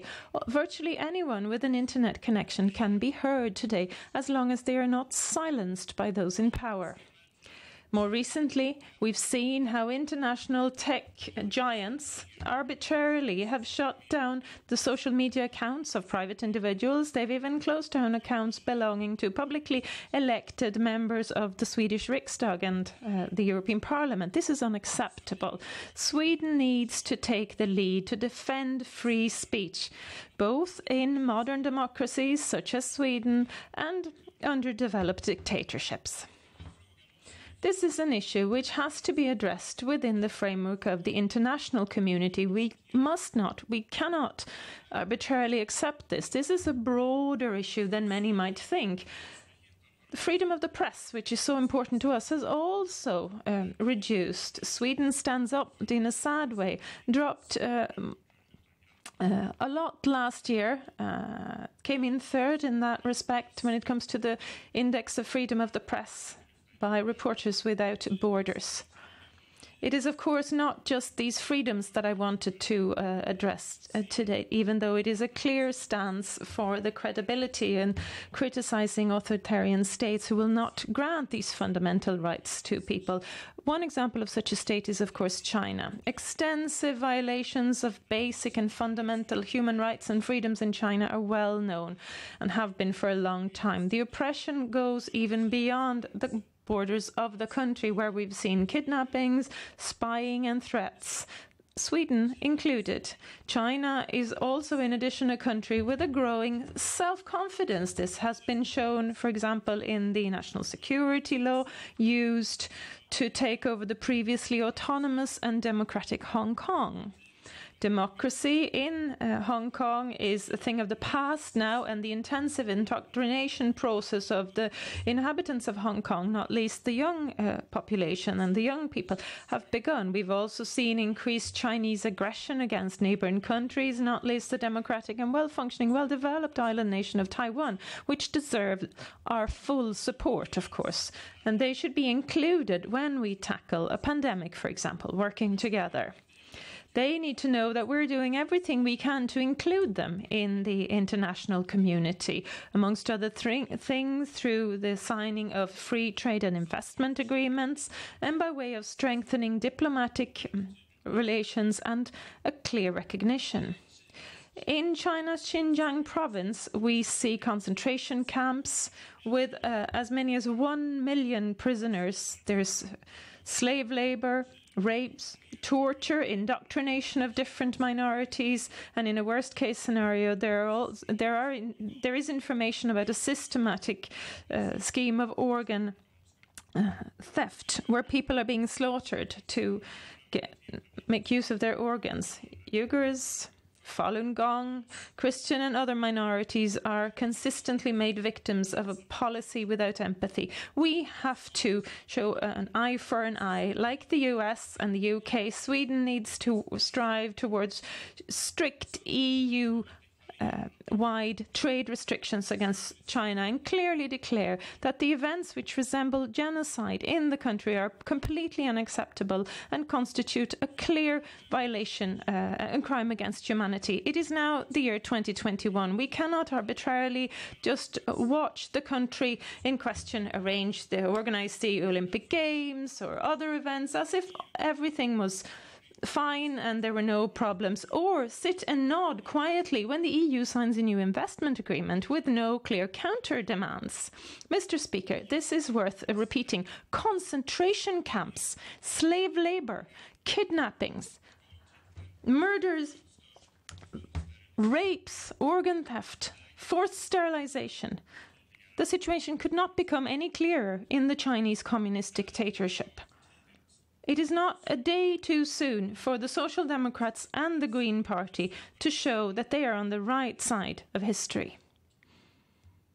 Mr. Speaker, it's impossible to stand here today without also mentioning the global security policy. Intelligence activities against our country has increased, and our geographical position is of significant importance to Russia, which is also being pointed to by our security services as one of the 3 most active players operating with spying against our country. Russia is not only a threat to its own people, but also to its neighbours. We see this repeatedly. This is one of the reasons why Sweden should work within the EU to put a stop to Nord Stream 2. This is perhaps also the most important reasons for why we need a NATO option, which would mean a harmonisation of Sweden's security policy and aligning it to that of Finland. In the longer term, it makes it possible for opening up for future defence cooperation in other ways. The NATO option secures a long-term financing of defence and gives us room for manoeuvre in a possible shift in security policy in our neighbouring area. It's clear that the government doesn't share this picture. The most worrying is that they refuse, in the face of a clear Parliament majority in the Riksdag refused to proceed in this matter. That was made clear in the statement on foreign policy. They refused to comply with the decision in the Riksdag. Mr. Speaker, this brings me back to the issue of last year, democracy. During the past year, not a lot has improved in that respect, with a few exemptions. A number of peace agreements have been signed between the only democracy of the Middle East, Israel, and a number of previously hostile states. And it's worth mentioning that the government, strangely enough, did not put much energy into praising this fact. Against the backdrop of the so-called democracy drive of the government, I chose last year to give grades to the work in the area of democracy, to foreign policy. I think it suffices to say that they are still not at a pass grade. A lot has happened in the world. I could mention a number of examples. But one matter which we have discussed before earlier today, and which I would like to underline in particular, is the matter of national Magnitsky sanctions. And I'll conclude with those words. Thank you, Mr. Speaker. Och Marcus Wiechels anförande. Thank you. The Minister of Foreign Affairs Ann Linde, Kerstin Lundgren of the Centre Party, Håkan Svenning of the Party, Lars Adaktusson, Christian Democrats, and Fredrik Malm of the Liberal Party have all requested rejoinders. The Minister for Foreign Affairs has the floor first for the round of rejoinders. Fru talman. Mr. Speaker, Swedish foreign policy represent our values and our interests, and we stand up for cooperation, multilateralism, and international law. Democracy is our own primary line of defense. We think it's good to have a dialogue with those who are very far from us instead of just attacking them. Just what Marcus Wiechel is doing now and others. They are attacking us. They say that our foreign policy is suboptimal, that we should have been harsher in our formulations, and we should have more in our declaration. And that's easier to say that, but sometimes it's very difficult to make a positive change in reality. It takes hard work and to have a balance and a long-term approach in relation to everything else here. I think it's really sad that Marcus Wiechel is so against our investments. That has actually proven to get results. The union representatives, the women, the HBTQI people who have participated in the government's democracy drive would not agree with you that this is suboptimal. Is that what the Swedish Democrats want to remove now when they want to remove or reduce aid by 16 million? Thank you. Ja, det finns väldigt mycket. Thank you, Mr. Speaker. Yes, there are a lot of points where you could criticize the government. I'm going to focus on one thing which is a positive factor, and that is the fact that more recently the government has been quite fast moving, and so it's worth mentioning a positive factor where you clearly moved quickly in the case of Navalny, for example. However, the government, on the other hand, was not fast-footed when it comes to some of the other issues. The government tends to hide behind the European Union and the community of the EU. That can be a good thing, but when there are crimes committed against humanity or we see dictatorships which oppress the people, you need to be able to act quickly and independently. And that's one of the reasons why I and the Sweden Democrats are in favor of national Magnitsky sanctions, not just at the EU level. That would enable us to clearly point the finger at the attack by on democratic Armenia, for example. You could take action rapidly in cases where countries are oppressing their people in Tanzania and Belarus or Uganda, for example, to mention but a few examples in addition. But the government chooses way too often to align with the EU approach only. It's good to be able to have unity, but when it comes to important matters such as democracy, you need to be able to act swiftly. We haven't seen it we've seen in Belarus, where the protesters are urging everyone to adopt strict sanctions. It's taken a long time and it hasn't been sufficient. Why could you not just do like the Baltic countries, the Baltic states, for example, who implemented national sanctions? Thank you. Thank you, Minister of Foreign Affairs. Herr talman, Thank you, Mr. Speaker. Well, I don't agree with Marcus Wiechel saying that we're hiding between the EU. That's not what we're doing. But if Sweden says something, it's important and good. But if it's the EU saying something, then it has much more power. And that's why we have EU-wide sanctions and UN sanctions and not national sanctions. And of course, it's important that at the same time as we acknowledge that we have to say things on our own, we have to say it together with the EU. But this is especially true for the relationship with Russia. We have to make it clear that we don't have a difference of opinions as regards Russia.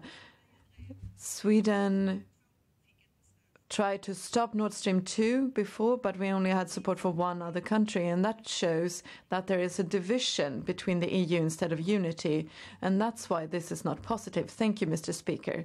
Thank you. Final rejoinder, Marcus. Tidigare, så naturligtvis. Thank you, Mr. Speaker. Well, as I mentioned earlier, there's more power in larger numbers. But why exclude one of the options? You have your own involvement as well. If you've declared a democracy drive, you want to be on the offensive, you want to be proactive. You need to be in the forefront.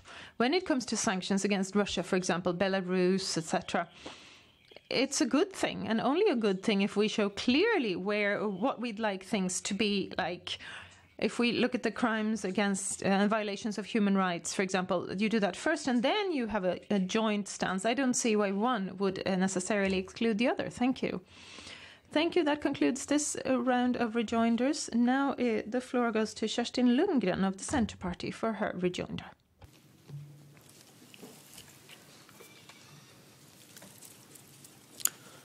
tack herr talman. Thank you, Mr. Speaker. I just would like to put a question to the Sweden Democrats. What do they prefer?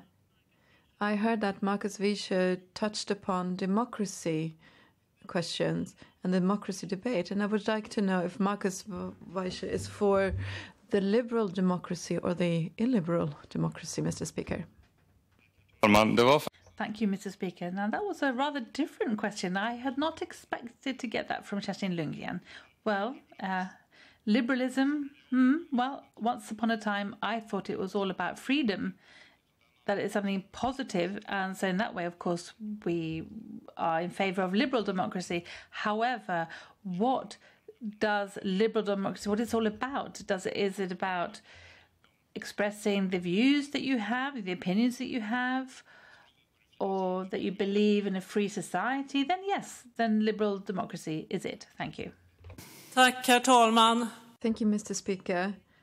Civil rights defenders, one of the civilian organizations really working to defend people's rights against oppressive states, has had a campaign for rights and that people should be allowed to have the right to defend themselves against oppressive states. And I, Mr. Speaker, have seen that Marcus Wiechel's colleagues, Björn Söder, has very clearly said that Sweden should end their support for civil rights defenders just because they talk about one of the representatives of this illiberal democracy, such as Erdogan and Orban in Hungary, and al-Assad. But if you're for democracy, then you should also be for civil rights defenders who are doing incredibly good job in difficult environments. Thank you, Mrs. Speaker. Civil rights defenders are without doubt a very good organisation. A lot of things that they do are perhaps not quite so good either. But however, if we're looking at the liberalism of the Centre Party, this is something that I find very difficult to understand and to grasp. It's more like Animal Farm, actually, George Orwell, that everybody starts off, we're all equal, and then some people are more equal than others. And that's really what we see, that when you're excluding, for example, the Sweden Democrats in different negotiations or discussions, that's not liberalism, is it? That you are in favour of freedoms, or that everybody's views are equal, that you should listen, that people have the right to make their voice heard, etc. Those principles that you show there, this is something that does worry me. And if that is liberalism, then that is something that I find very difficult to accept. That's the end of that round of rejoinders. Next, we have Håkan Svenneling from the Left Party, please.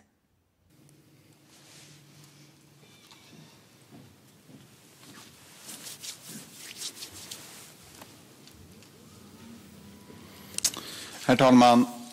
Mr. Speaker, yes, Swedish Democrats have for a long time tried to polish their reputation just to cooperate with primarily the moderate party, and fortunately it looks like they're succeeding.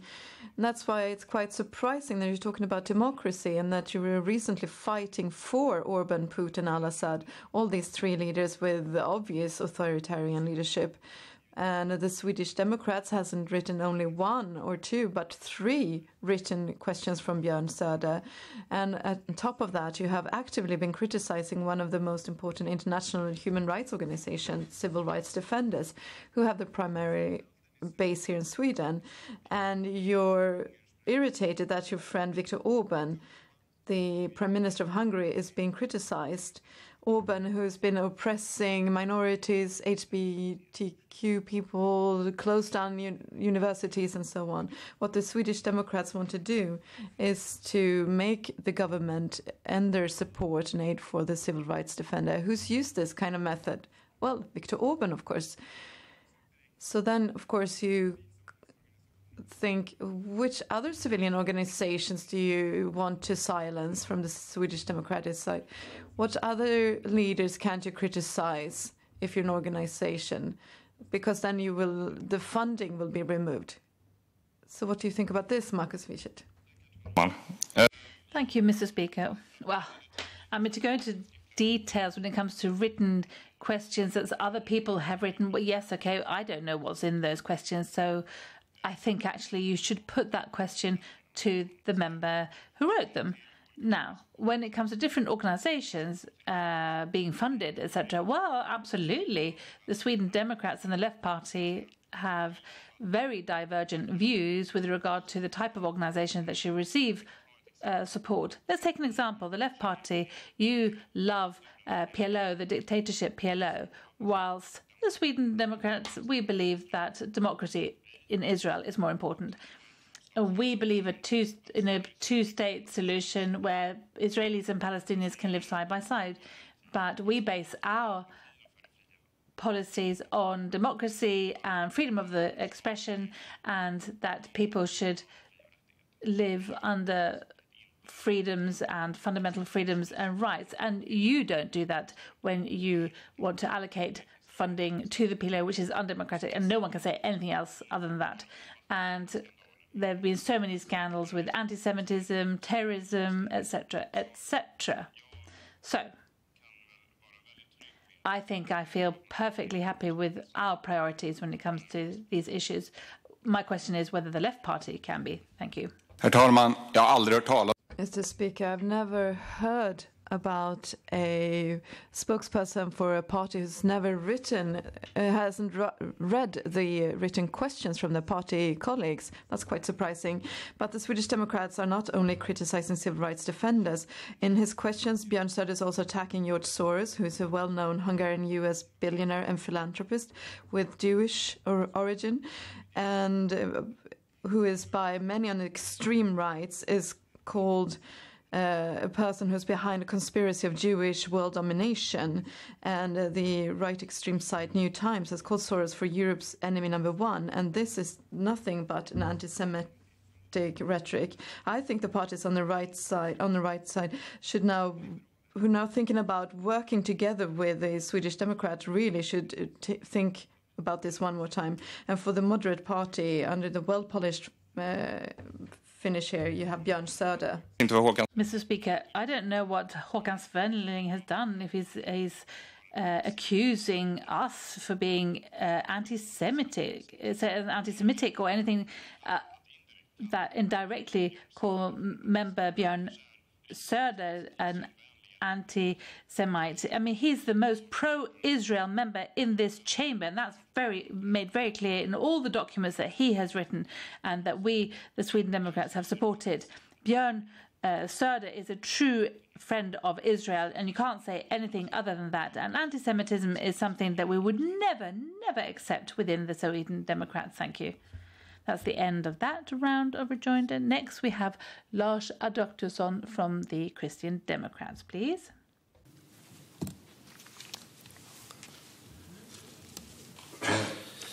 Herr talman.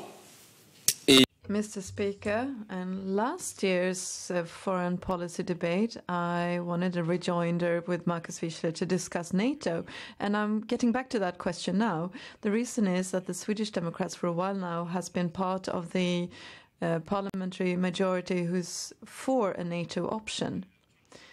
But despite this, the Swedish Democrats' opposition against a full membership in NATO is still there, and in this opposition against the membership, the Sweden Democrats are together with the Left Party and the government.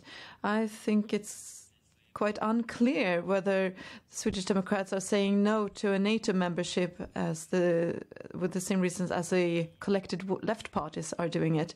But the no parties have one thing in common, and that's they still have to explain what's going to happen with binding defense policy. The Swedish Democrat want to have a certain level of cooperation with NATO and a defense cooperation with Finland, or a defense union with Finland, even though that doesn't exist yet.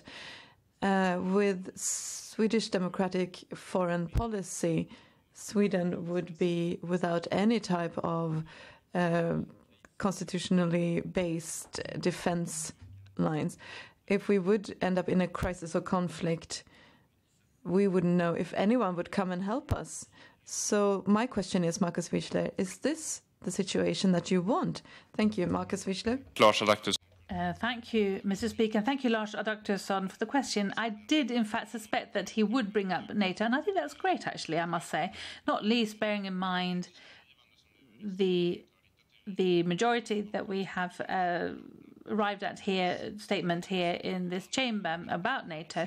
And the reason why we supported this is that we can here force the government for a long period of time, if they were going to then, of course, comply with that decision from the Riksdag, to live up to those ambitious goals when it comes to funding of our military, which is the most important part for us, that our defence is well financed, is well funded over a long period of time. And so that also, in combination with our cooperation with Finland, I think would make Sweden difficult to attack, and it would cost too much to attack our region. And naturally, we don't have this associate or this organisation that's set up with Finland today, but this is the ambition. And we can't pursue any defence or foreign security policy without ambitions. But we have to ensure that we have the funding and then work together with Finland to ensure that we have room for manoeuvre when it comes to changing the line here in Sweden. Thank you. Tack, herr talman. Thank you, Mr. Speaker. Well, a NATO option means a opportunity to become a full member of NATO. You're keeping the door open for that. But Markus Wiechler is referring to that this might possibly happen if the security policy situation changes, if there's a crisis. But that is quite an adventurous position to take, because then you gamble with the Swedish democracy and freedom. Ann Linde says that this Parliament's majority is being irresponsible as regards the NATO option. That's quite remarkable. But I also think it's remarkable that the Swedish Democrats can't take the complete step here and really cooperate with the defense guarantees. There's a majority of people who are in favor of a full NATO membership. Why can't you listen to that, Marcus? Thank you, Mr. Speaker. Well, membership is a complicated issue because it doesn't just entail that you get guarantees from the alliance if you're attacked. It also means that you have an obligation to support other member states when they are attacked, and that's how it works, which is perhaps not very strange. But the problem today is that we have an alliance with Erdogan. There's the alliance with Erdogan in Turkey. Now, unfortunately, I can't answer this, but Sweden Democrats, we feel that this is a problem. Are we going to be members of the same alliance with Turkey so that when they declare war on other countries, then we have to support them? And we've seen this time and time and again, examples of this, where they say that they do things in self-defense. And we don't wish to be in the same room as them. Thank you. That's the end of that round of rejoinders. Next, we have Fredrik Malm from the Liberal Party, please.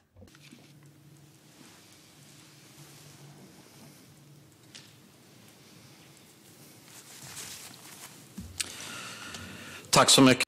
Thank you, Mr. Speaker.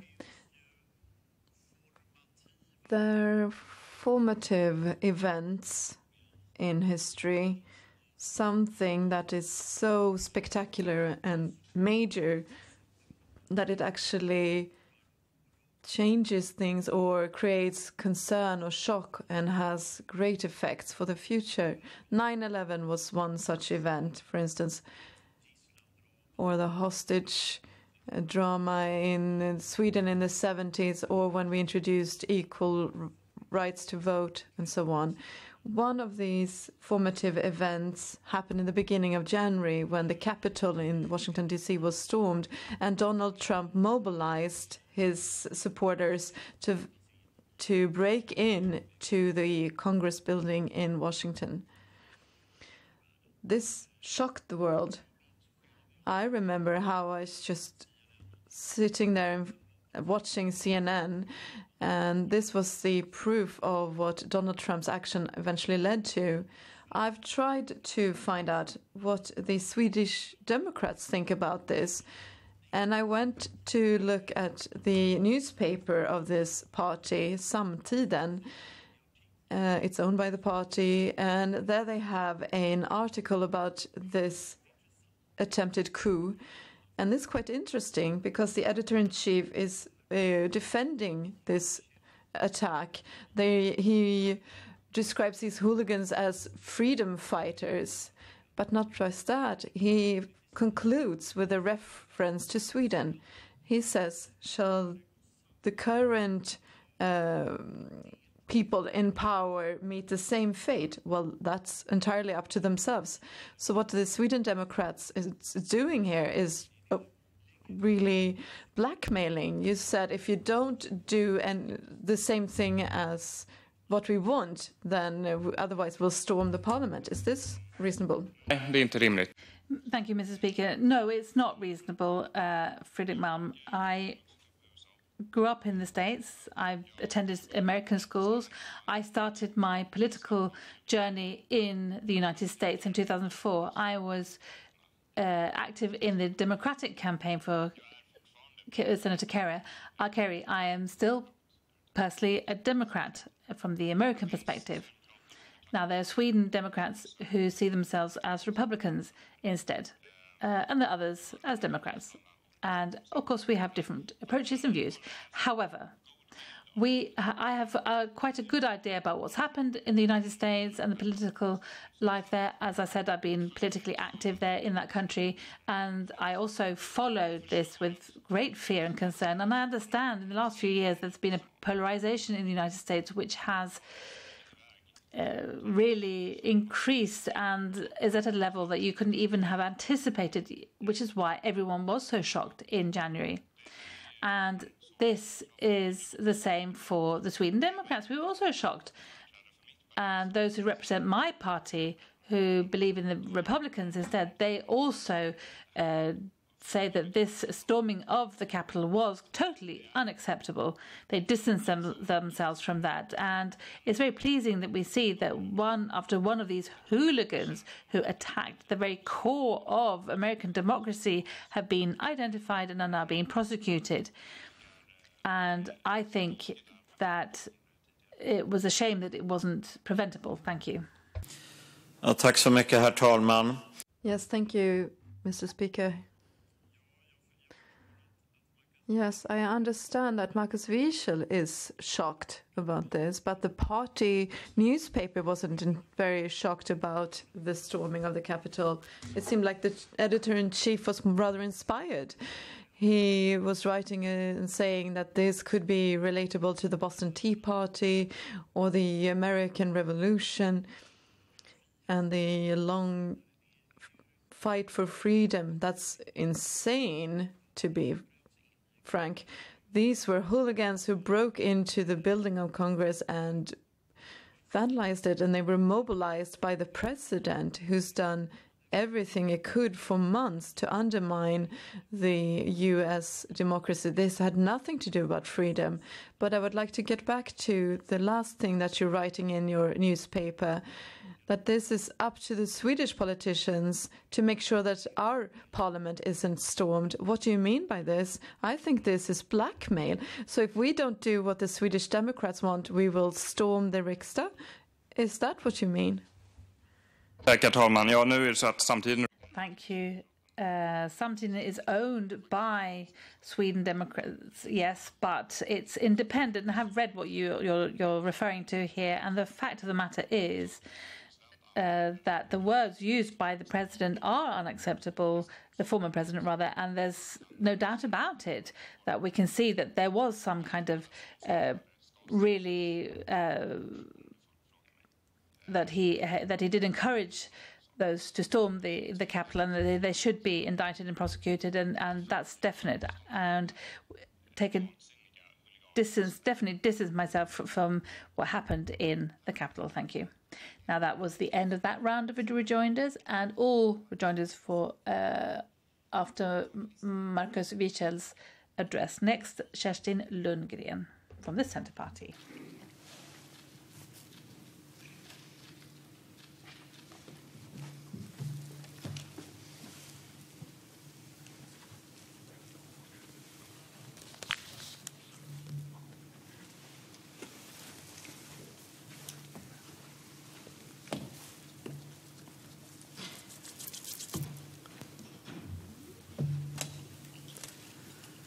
Talman, Sverige... Mr. Speaker, Sweden is celebrating 100 years of democracy. In 1921, Sweden's Riksdag constitutionalized equal and general suffrage for women and men. We have learned from history's oppression and chosen the path of democracy. We are part of the 8.4% of the world's population living in a liberal democracy in the fullest sense of the word, according to the Economist Index for 2020. Again, we are seeing how young democracies are eroding, how old power structures are re-emerging, how totalitarian, authoritarian leaders in different guises oppress, persecute, imprison people who displease the powers that be. The corona pandemic has speeded up this development, and in 2020, the Economist saw a decline in 70% of the world's countries. People are fighting for freedom, free elections, democratic rights on the streets of Belarus, Russia, Hong Kong, Myanmar, Venezuela, Turkey, in many countries. Even in Iran and in Saudi Arabia, we see how brave women are fighting for their rights.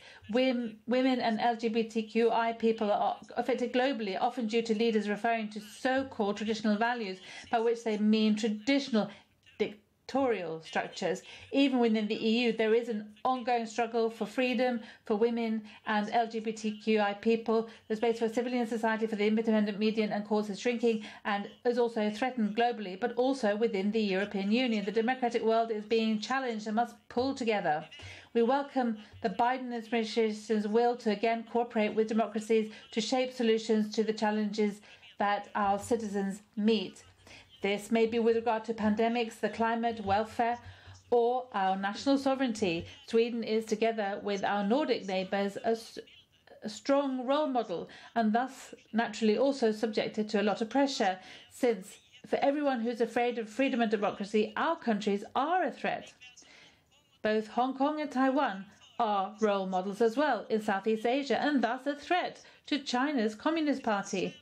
There's every reason for us all to welcome and to learn from and to cooperate with Taiwan, that in the corona year 2020 went from place 41 to place 11 on the list of full-fledged democracy. The global security policy situation is characterized by instability and unpredictability. The Defense Commission states that an armed attack against Sweden cannot be ruled out, nor can it be ruled out that military force of threats will be used against Sweden. A larger conflict may start with an attack on Sweden. The European security order is continuing to be eroded through Russia's clear actions, clear Georgia and Ukraine, and plain for all to see. Sweden's old security policy line of being outside, being able to stand outside a conflict, is not sustainable, is not stabilizing in Northern Europe, and is not serving us well. There is every reason to build up our resilience, our total defences, and we are reinforcing our defence, aiming at 2% of GDP. Sweden shall pursue a security policy with solidarity. The EU is our most important foreign and security policy arena. Our security presupposes a strong transatlantic link and, according to the Centre Party, membership of NATO as well, hopefully at the same time as Finland. Now, for Sweden and Northern Europe, including the Arctic, NATO membership has become more important since the UK left the EU. Mr. Speaker, the government claims that the security policy line has been set in conflict with the majority of the Swedish Riksdag. A majority of the Riksdag has told the government that Sweden, along with Finland, shall express a NATO option. It is irresponsible of a minority government to pursue a security policy line that lacks support in the parliament. A responsible government must take responsibility to renew Swedish security policy so that it can enjoy broad support in the Riksdag. The government must invite other parties to negotiations, regardless of what they believe about the NATO option. And the government security policy statement could have said something about this, but it didn't say anything about that. And with the Centre Party, we'd like to see the government and Finland in every legislative period put forward a review, and we want the invitation. We wish to receive one from the government. Mr. Speaker, the UN is a cornerstone of Sweden's foreign and security policy. The standards that in particular that have formed legal order for 70 years, these are standards that, in particular, vis-à-vis China. The Chinese Communist Party is seeking global dominance of power by using all the means available to it in all every single way in order to redefine norms and achieve their goals. The Communist Party oppresses the population, kidnaps and imprisons, including the Swedish publisher Gui Minhai, commits crimes against humanity, puts Uyghurs in Xinjiang in labour camps, even compulsory weekly boarding schools for preschool children. We condemn this, but that is not enough. We need coordinated sanctions against those responsible. The actions of the Communist Party makes it shows how it shows its ugly face of violence and oppression, also in Hong Kong, where journalists, parliamentarians, academics and democracy activists are being arrested. We are now seeing more clearly a one China, one Communist Party system. It demands new policies. We need democracies to be proactive. They need to shape a joint strategy to meet the challenges in all areas, a strategy that is broad and deep, that does not divide and conquer. Mr. Speaker, Kremlin under Putin is looking for its former status as a superpower, which is to create its obedience to states and buffer states and dreams of the USSR. We see how many Russians are defying the brutality of the state, its excess violence and the arrest from Vladivostok to St. Petersburg. We see them, we support them and their demands for real democracy, a functioning legal system, the end to corruption and crimes against human rights. The European Court of Human Rights has now for the second time ruled in favour of Navalny against Russia. But Kremlin is showing everyone that it is Kremlin's legal system that prevails. The EU must, just as our friends, extend the Magnitsky sanctions to also cover systematic corruption and money laundering. The EU must stand firm against the system that the Kremlin is building its power on. Violence, the political, legal system and corruption. Sanctions must target in a smart and correct way. Mr. Speaker, the world's countries have joined forces to eradicate poverty, to form a social, economic and environmental sustainable development in Agenda 2030 and the Paris Climate Agreement. Sweden must naturally play an active role, both globally and here at home. It is a question of building resilience. It's about adapting, limiting global warming in an inclusive way. The challenges have only increased in the past corona year. Now we need to ensure that it is sustainable to be better. We need to support democracy, human rights and functioning constitutional states. The 36 OECD countries must develop aid strategically, and Sweden has as an important role to play as a major aid donor and to achieve results with our 1% of GDP aid. My colleague Magnus Ek, in his address later, will comment on that, and Lars Thompson as well. And, Madam Speaker, the Nordic region, Lina Nordic will say more about that. Thank you.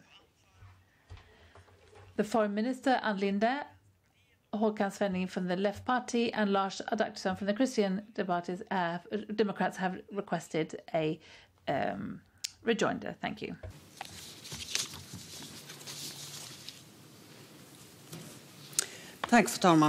Thank you, Madam Speaker. Yes, there's a lot in Kerstin Lundgren's address. A great deal which shows the extent of consensus that we display. She focuses on democracy, gender equality and freedom. These are truly issues which are not particularly popular amongst a majority of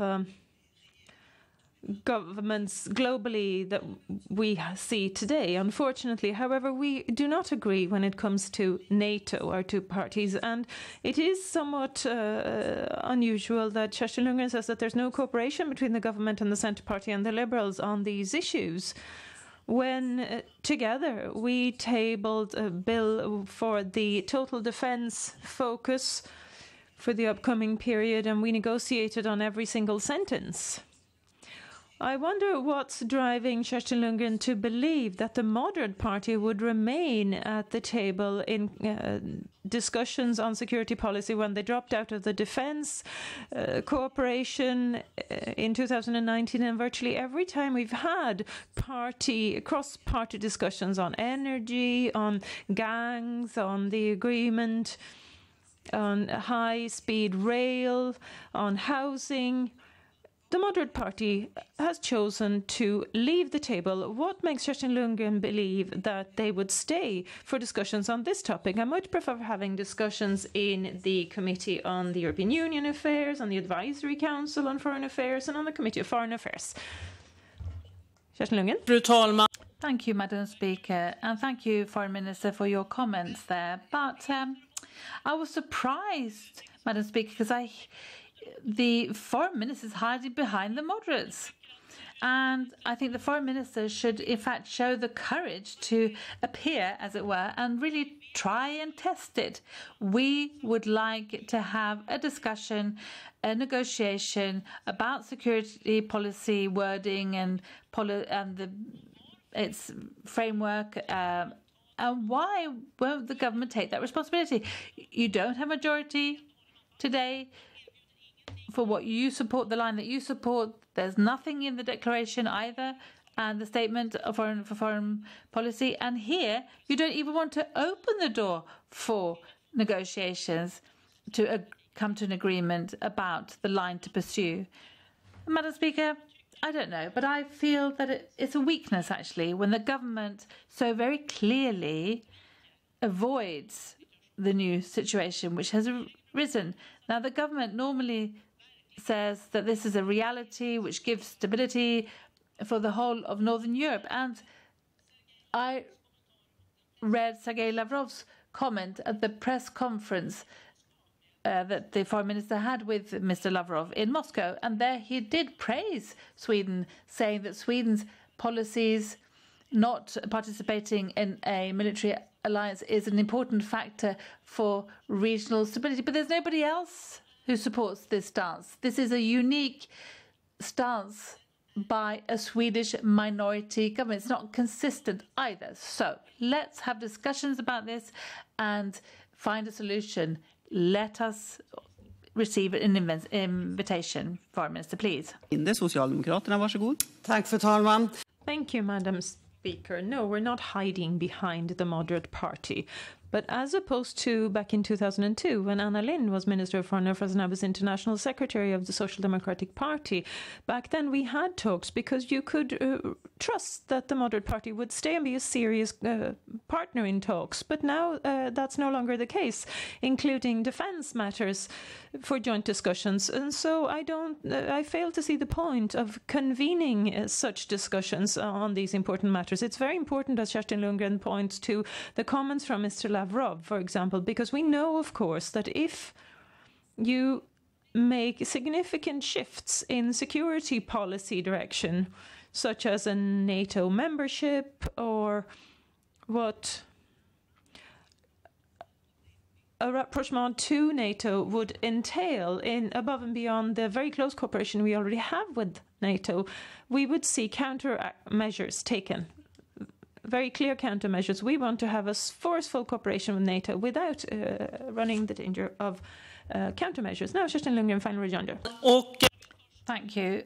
I'd just like to clarify to the Foreign Minister, I was in discussions on the security policy, but of the bill, defence bill, and we did agree on the fact that we agreed to disagree, which is why we also put forward, the Liberal Party and the Centre Party put forward a joint bill, and perhaps this is information that you haven't received, Foreign Minister, so I'm making this very clear here today, and that was also behind the NATO option decision here in the Riksdag. And Madam Speaker, I think it would be more appropriate for the Foreign Minister and the government in the situation that we are today to listen more to the Riksdag, listen to the Riksdag and not to Sergei Lavrov. Thank you. Thank you. That's the end of that round of rejoinders. Next speaker is Håkan Svenneling from the Left Party.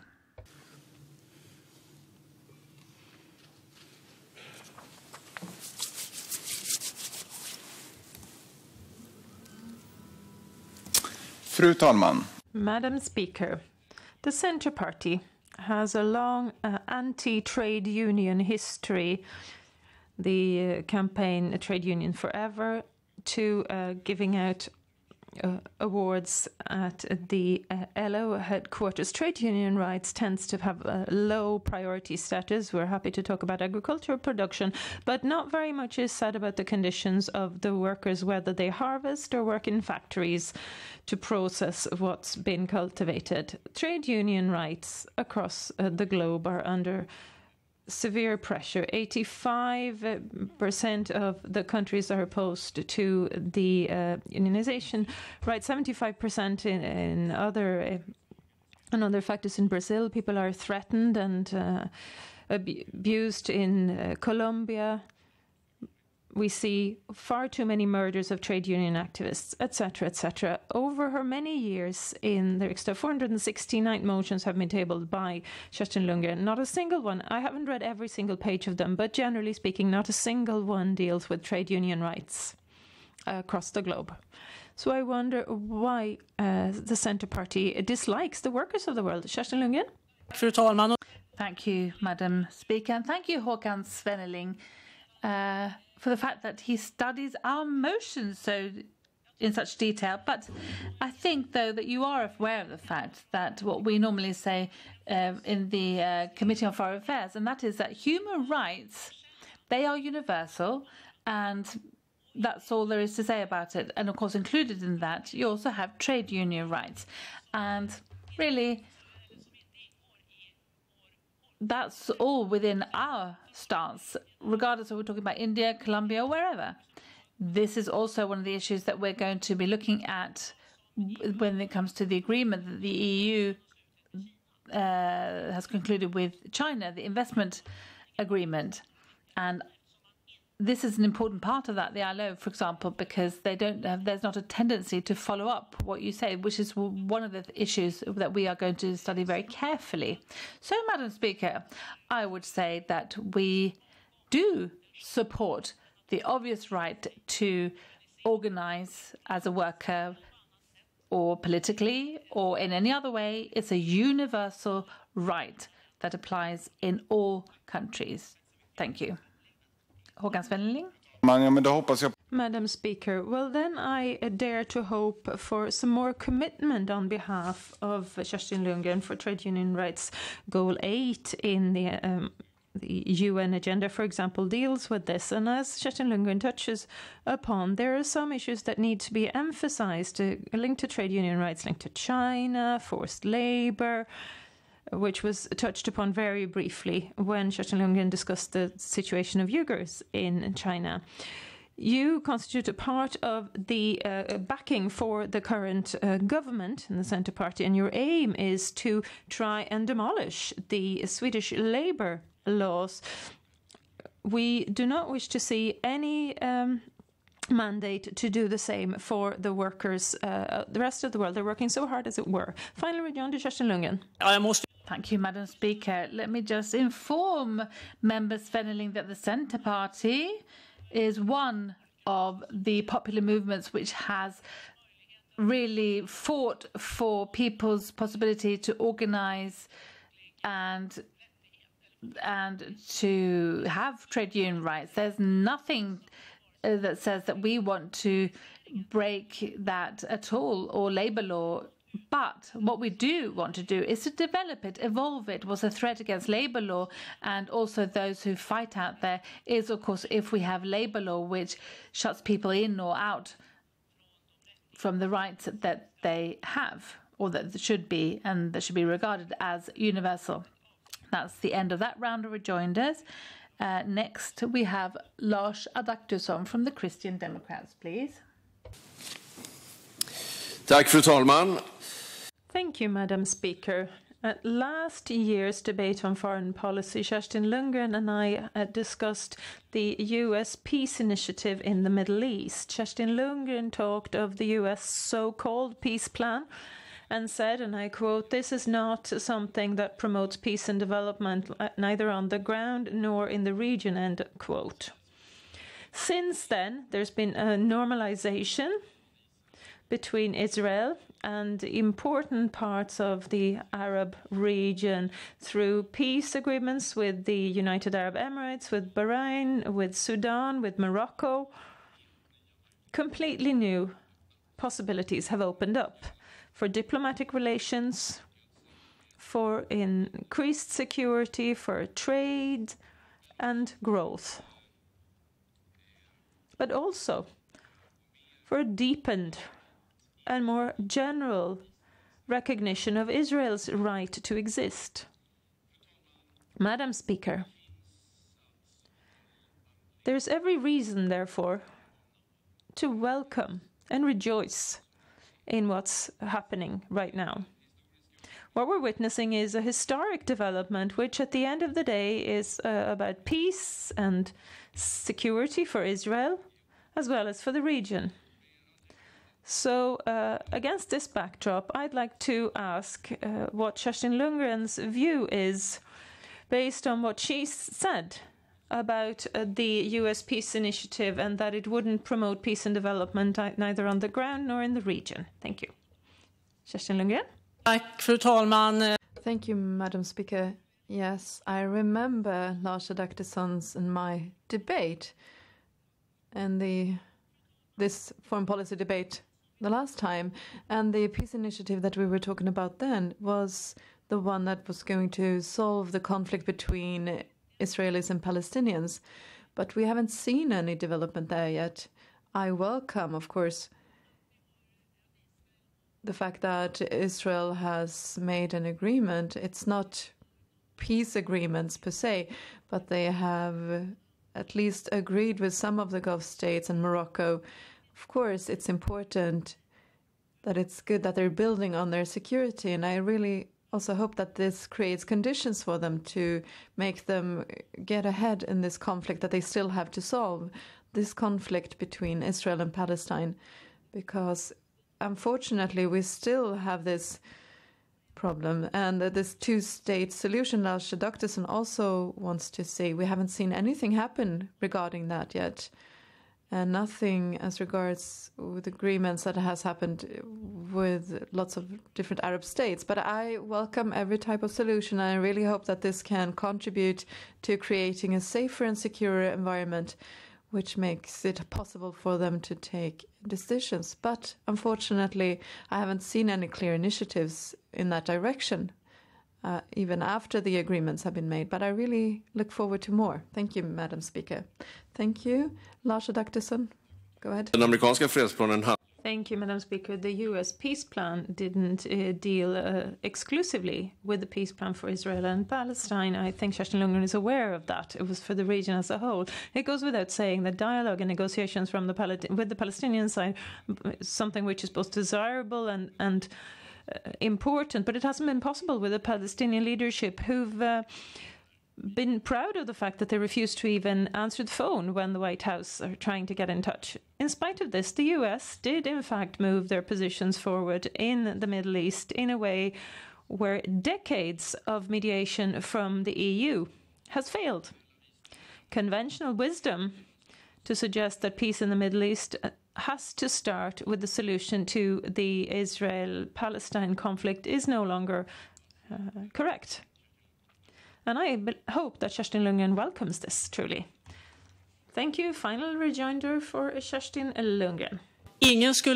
Thank you, Madam Speaker. No one would be happier than me if we could actually see an end to the conflicts in the Middle East.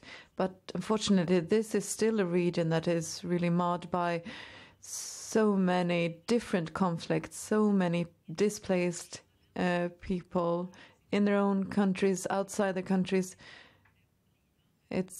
We see daily sufferings and we see crimes against humanity going on there. And of course we want to see an end to this. And then we all have to guarantee that we can reach solutions that only look at one party but to many. And to have a discourse with the Israeli regime or the Trump administration and the Palestinian regime, you haven't seen that. And that's a sign that you haven't really reached the success that we all had hoped for. Thank you. That was the end of that rejoinder. We return to the list of speakers. And the next speaker is Håkan Svenneling from the Left Party.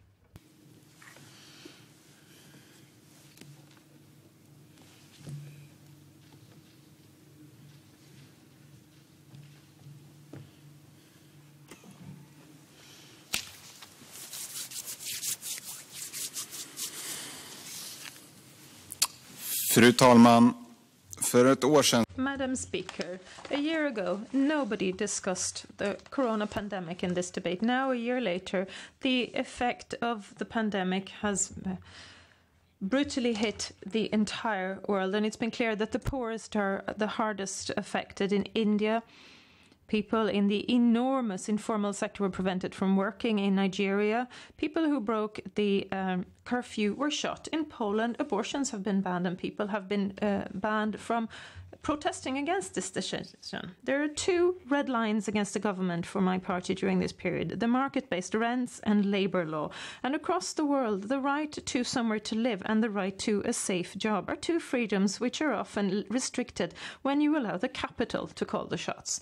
In a documentary movie called Push, we follow the previous envoy on housing policy of the UN on a journey to different cities of the world. They stop in Stockholm as well. The world's largest risk capital company, Blackstone, have bought up large numbers of estates. It's clear you renovate the surfaces, you implement significant increases of rent, and you use lending borrowed money for other risk projects using the housing as collateral, because people will always need somewhere to live. Not having enough space to live is something which is one of the major reasons for this rapid spread of virus in Sweden and the rest of the world. In the global Agenda 13 of the UN, the right to somewhere to live at a reasonable cost is one of the goals. This will never be accomplished with market-based rents. The workers of the world work hard. They toil in their labour every day, but working conditions and the right to make your voice heard are often limited. Sometimes in a Swedish company in Mexico, 99 employees in Electrolux who complained about safety in the factory were laid off with COVID-19 given as the result. But because activists in Sweden and in Swedish media highlighted this, the company reversed course and admitted that their wrongdoing. If you lack security, you also lack protection against the coronavirus. Statistics from the US and the UK show clearly that black people and Latinos are harder affected than white people. The coronavirus has clearly had an impact both in terms of the colour of your skin and your class. Cramped housing conditions and working conditions have been decisive in creating those distances. That's why it's so shocking when the wealthy countries and major pharmaceuticals, through the use of patents, counteract countries in India and South Africa who could produce cheaper vaccines that would reach more. And the people that Sweden will join into this ugly game is unfathomable. First, they pump money into the companies for research, then they want to get paid for the doses, and they also want to get paid for their patents. The pharmaceutical industry are currently carrying out an extensive PR coup where the poor people of the world are paying the price. The despot leader of Turkey, Erdogan, is trying to improve his image after a number of deteriorating relations with Europe. But the EU leaders shouldn't be fooled by the new message from Ankara. There are a number of arrests, there's complete power and control, there's a reduced democratic space, and many people's voices are being prevented from being heard. In the US, the world finally got rid of Donald Trump. Those who claimed 4 years ago that the US institutions were strong enough to stand up to a crazy president were proven wrong. Trump damaged the US and the world more than what many of the so-called experts predicted. The new President Biden has now reversed course in terms of the Yemen policy of the US, stopped the weapons export of the Saudi-led coalition, something which the Swedish government hasn't been able to achieve even in spite of lip service and some of the sharpest arms exports rules. But not everything is fun and frolics just because Joe Biden is the new president. He has a long-standing political career. He showed many examples of imperialistic and war rhetorical messages, creating a lot of suffering at home and abroad. If Joe Biden would like to restore multilateralism again, that must mean that the US cannot always get everything that they want. Problems and challenges need to be resolved together, sometimes also with China and Russia on board. Because a total climate crisis is becoming more and more obvious. The young generation has awakened and they demand change, but way too many in the older adult generation seem to be asleep, longing back to a distant past. Real change is needed now, and we need action now. The pandemic is giving us an opportunity. In this situation, we cannot let the capital set the rules of the game. Politics need to be responsible, take the lead. Otherwise, the disaster is a fait accompli. Protecting harvests in Mozambique, forests in Nicaragua, Aboriginal populations in Oceania. A lot of this is determined at the climate summit in Glasgow in the autumn. But the wealthy countries of the world also shoulder a great part of the responsibility to stop tax evasion and reduce the increased burden of debt of low-income countries. Sweden is not shouldering its responsibility when the government has opposed country-by-country reporting and by not legislating on the corporate responsibility for human rights. As the chair country of the OSCE during 2021, Sweden is faced with a tough assignment when you have to do a vital and virtual wrestling game with Russia on the preconditions for the European security order. Europe has not become safer during the 2 decades since Putin came to power, but not everything can be blamed on Russia. In Russia, people want to get rid of the kleptocracy. They want to have fair and just elections, but the regime never holds back in terms of trying to silencing their opponents with poisonings, mass arrests, etc. It's becoming everyday words in the news. Don't let this ugly game of the regimes break our solidarity with the struggle of the Belarus people and the Russian people for freedom, justice and democracy. The corona pandemic likely started in China, and the culture of silence of the dictatorship enhanced the spread and made it harder for the world to understand the dangers of the coronavirus. 2020 was a year where the Xi Jinping's regime continued its imperialistic policy. Uyghurs and other minorities were continually oppressed in concentration camps and forced labour to abolished their religion, their culture, the national security laws implemented in Hong Kong. It was the end of democracy and freedom of expression. And for one country, two systems as a principle.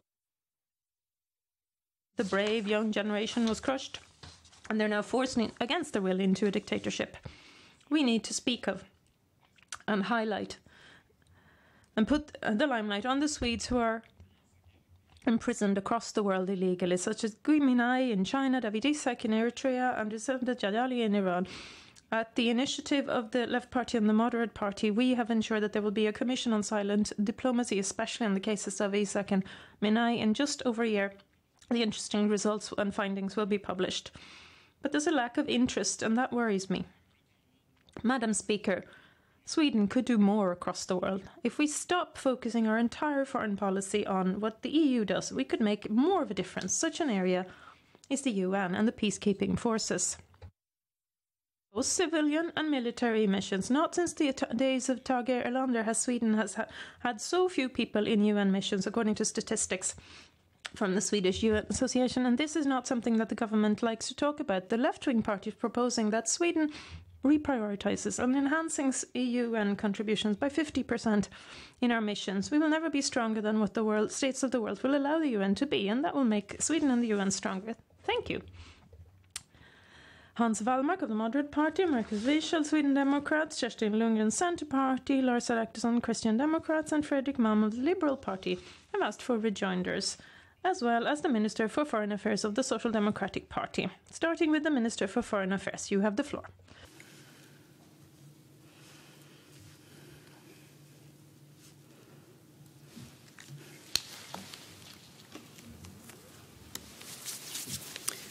Tack, fru talman. Thank you, Madam Speaker, and thank you, Håkan Svenneling. There are many things that we agree upon in this debate, but what I would like to ask you, Mr. Svenneling, is why you are so unwilling to recognize how important the security and defense policy in the EU is for Sweden. Because you're not willing to go in and work as hard as we think that we should do. The EU is Sweden's most important arena for security and defense policy. Thank you, Madam Speaker. And now, Håkan Svenneling, please. Tack, fru talman. Thank you, Madam Speaker, and thank you to our Minister for taking part actively and asking for rejoinders to all the other addresses. It's very appreciated. The question is interesting. We've a long time criticized the militarization of the EU already back in the referendum on joining the EU. Militarization was something we emphasized. And you can compare this to Denmark, for example, where the left party SF in Denmark ensured that the Danes have been granted an exemption derogation when it comes to cooperation in the military area, and in legal matters they were worried about too much supranationality, as well as the matter of whether they should join the EMU and use euro as a currency. Sweden have no such exemptions. Carl Bildt in his days had no interest in that. I regret that, and I think it would have made for more clarity when the EU chooses to enhance cooperation in areas that Swedes were not allowed to vote upon in the referendum. I have every respect for Sweden's membership of the EU. I believe we will remain a member, even though I will always remain opposed to the EU in my heart of hearts, and also the party, I believe. But the militarization of the EU concerns me for several reasons. We see the pushbacks, for example, from Frontex when it comes to migration. We see that there is no real order in the House when it comes to civilian and military missions. If you ask, or if you look at the EU military and civilian missions, they're on the same website. It's not clearly indicated which are of military nature, which are of civilian nature. We see examples from Niger, for example, where the civilian mission of the EU becomes in a de facto militarized one with ammunition and materials and equipment, etc., in a way which does not benefit the overall aim of those missions. And that's why I'm negative to the increasing militarization. Minister for Foreign Affairs? Thank you, Madam Speaker. Yes, I think it's quite surprising that Håkan Svenneling says that the left party is opposed to the EU membership. I thought that the party had changed regarding that question and they were actually for this EU membership, but apparently I was wrong. So I would still like to ask you, Håkan Svenneling, what do you think is negative for Sweden's security and foreign policy if we have a stronger defense and security policy and foreign policy with the EU? Because our red line goes at a common defense. That's not what we want, but I think it's good if Sweden has a reinforced cooperation with the EU as regards the security policy. Nej, men jag ska vara tydlig. Madam Speaker, I'll be clear. The left party still would like to leave the EU. We'd like to do this through a referendum. We haven't changed our stance. It could be our envoy to Hanoi who has expressed a different opinion. Who knows?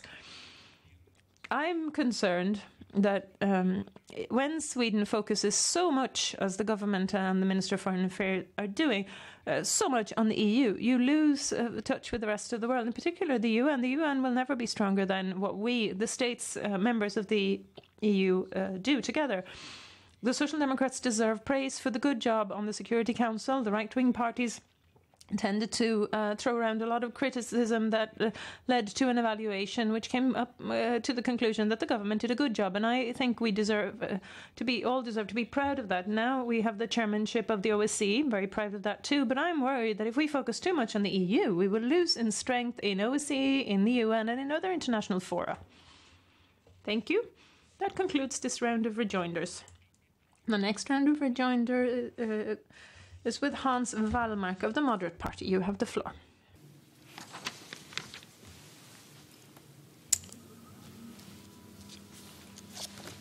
Tack, fru talman. Thank you, Madam Speaker. I would like to condemn Håkan Svenneling's talk about the envoy to Hanoi, but maybe I am more sympathetic to his EU-friendly side than Håkan Svenneling has. I thought it was interesting in your presentation that Håkan Svenneling said that the Parliament, together with the Moderate Party, the Left Party, has agreed on a different foreign policy than the government. So thanks to that, thanks to Parliament, we've achieved things, and despite the government, really. I have known Håkan for a long time, but I would like to tell him that he should be happy that he wasn't politically active 30, 40 years ago, because then he would have been accused of being a revisionist, because that's a bad word in the terminology. And now to my question. If your communist past, or like the young Left Party says, that the Left Party has we want a class-free society, free of oppression. And this is something, the program was established when your party leader was part of the Young and the Youth Party. But China is not a good place. The communism isn't good. They shoot people, they silence people. And the problem with communism, I'm not thinking about Hanoi now, I'm thinking about Venezuela. But it's also that you reiterate narratives like the NATO and EU is surrounding Russia, that you did on a peace day recently, together with the Russian ambassador and the former party leader of the Left Party, Gudrun Schyman. Where are you at this? Thank you. Ja, låt oss börja med det här. Madam Speaker, let's talk about the Nordmaling or Delsbo meeting unknown. It was the Nord and Stig Left Party who had invited and were co-organizers of a meeting with the Russian ambassador. And this meeting never came to happen. It never happened in the end because we found out about this meeting and recommended the local party organization not to take part.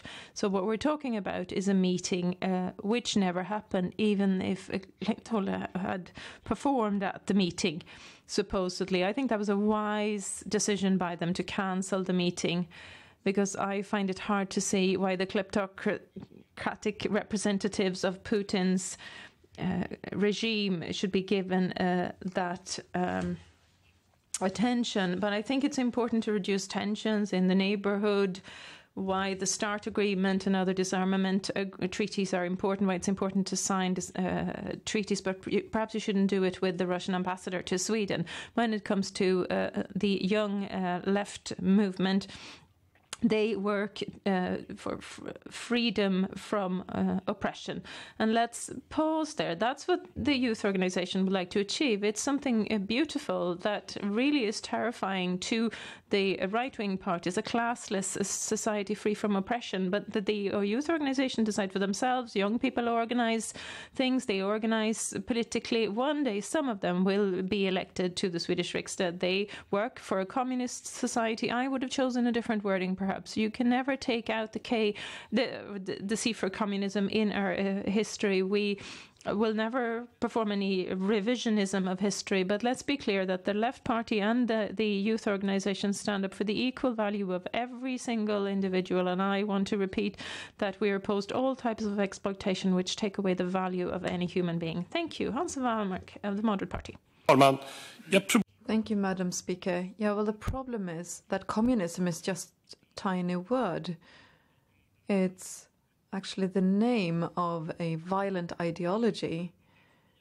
And that's why it is serious. And that's why it casts shadows, even over a very friendly and nice Håkan Svenneling, Madam Speaker, because then we can see the party's relationship with the dictatorship in Venezuela, their unwillingness to recognize Guaido as the representative. They are still holding on to Maduro, who is persecuting his people. I have replied to articles, but they were very proud of having this meeting. I thought it was a problem that with the invitation in this letter, they had like the logotype for the Left Party, where they're inviting. Madam Speaker.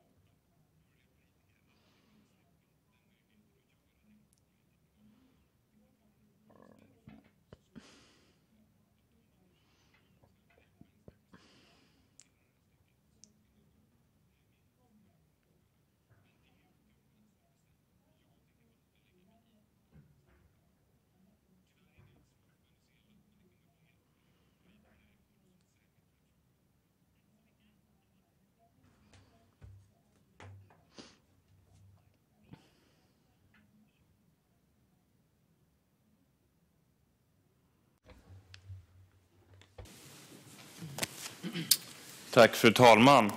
Thank you, Madam Speaker. Yes, Left Party has a history that I was not going to go into any detail in right now.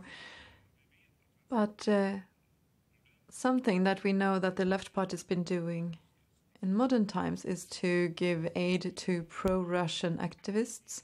They've been in touch with people in the rogue state of Cuba and Venezuela. And we also see celebrations from the Left Party to the leadership in these countries, and that they like the type of regime that they have there. Members of the Swedish Parliament have been meeting with Group 194. Håkan Svenneling has, together with the party friends from the Left Party and also a couple of Social Democrats, have met with a DFP activist, a person who's been described as part of this group's leadership. DFP has carried out many terrorist attacks, and they still have a militant branch in Gaza.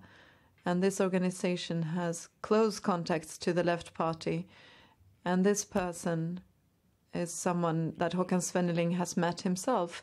So, Madam Speaker, what does Håkan Svenneling really think about this? How does this reflect the point of view of the democracy that he thinks he represents? Ja, när Marcus Wiechel... Madam Speaker, when you're talking about aid to Russian separatists, I don't know what you're talking about there, pro-Palestinian separatists, I don't know. When it comes to Cuba, we've been very clear and critical of violations against human rights. At the time, we've also been clear on the fact that you have to recognize the progress that Cuba has been able to make despite the blockade from the United States for 60 years. But we've been very clear also that we shouldn't recognize Guaido as the leader of Venezuela. And it has, 2 years have passed and there's still a political crisis in Venezuela. We don't support Maduro because he's committed serious crimes against human rights, and we need to find a path forward for democracy in Venezuela. Now, as regards Palestinian activists that Marcus Wiechel wants to mention, well, the situation in Israel-Palestine is one of the most long-term, drawn-out conflicts. Both sides have violated human rights. Methods are used which are not tolerable, and FLP have committed terrorist crimes. Yes, that's clear. We know that. However, you also need to see where we stand today, 2021. And DFLP is one of the left parties that have stood in elections and are working to support a democratic Palestine. And they're saying that Israel is the occupying power, and it's Israel that want to use this election in May as a way of separating Jerusalem from other parts of Palestine, which is why we need to keep our eyes on Israel so that the Palestinians can have and hold their free elections. And there I hope that DLFP can, or that they are able to participate. Thank you, Madam Speaker. Did I hear this correctly? Did you really compare this organization, the FP, with Israel, that both sides have committed certain bad things, while DFP have committed terrorist attacks, not just once or twice, but lots of times? They have kidnapped people only based on them being Jewish. It's a very anti-Semitic organization who hasn't shown any signs that they want to represent democracy, that Håkan Svenneling says he does. And he compares this to Israel. I don't understand this. And then we had the pro-Russian separatists. It was in Aftonbladet, the newspaper, that the left party had funneled hundreds of thousands of krona to this organization in Ukraine. I don't have more time for that. Thank you. And now the final rejoinder for Håkan Svenneling. Madam Speaker, I think we have to teach, what we have to teach Marcus Wiechel is that Israel is the occupying power of Palestine. You're occupying another country's territory, and as an occupying power, you have the responsibility to see whether you can hold general elections, the healthcare that you have access to, etc. And this is what the conflict is about, that Israel is occupying Palestine. And if you forget that, then you also forget so many of the other things that happen in that conflict. I am never going to sort of reduce terror crimes to something else, as it were. I mean, terrorist crimes have been committed, and they have to be responsible for that. But this is a party that today is trying to be part of a democratic election, to be a force for the people in Palestine. It's a left movement, and that's why I have no problem meeting them and their representatives. I think and hope that this will contribute to democracy in Palestine. That's the end of that round of rejoinders. Next, we have Kerstin Lundgren from the Centre Party, please.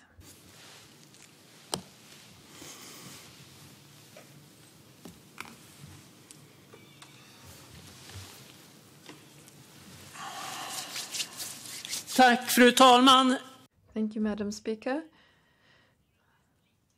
I'm still a bit curious about what the security policy line of the Left Party is.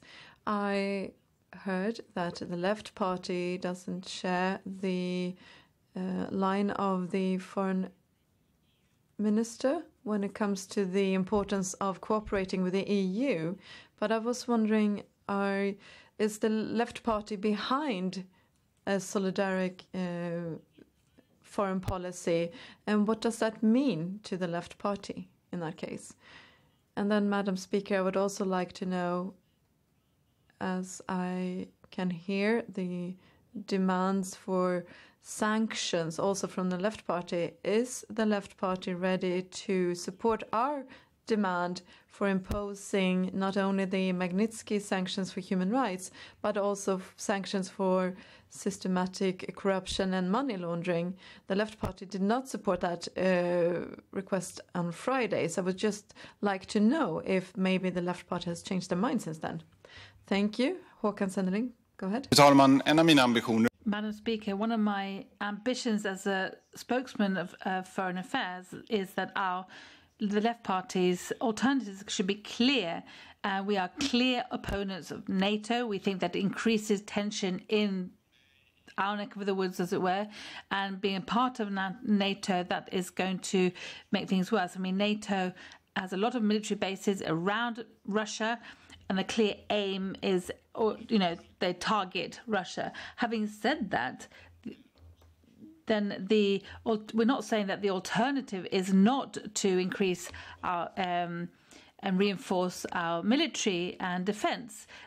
We see that military threats have increased, and we therefore want to see greater cooperation with our Nordic countries, especially Finland, and we are very much committed to that should be the case.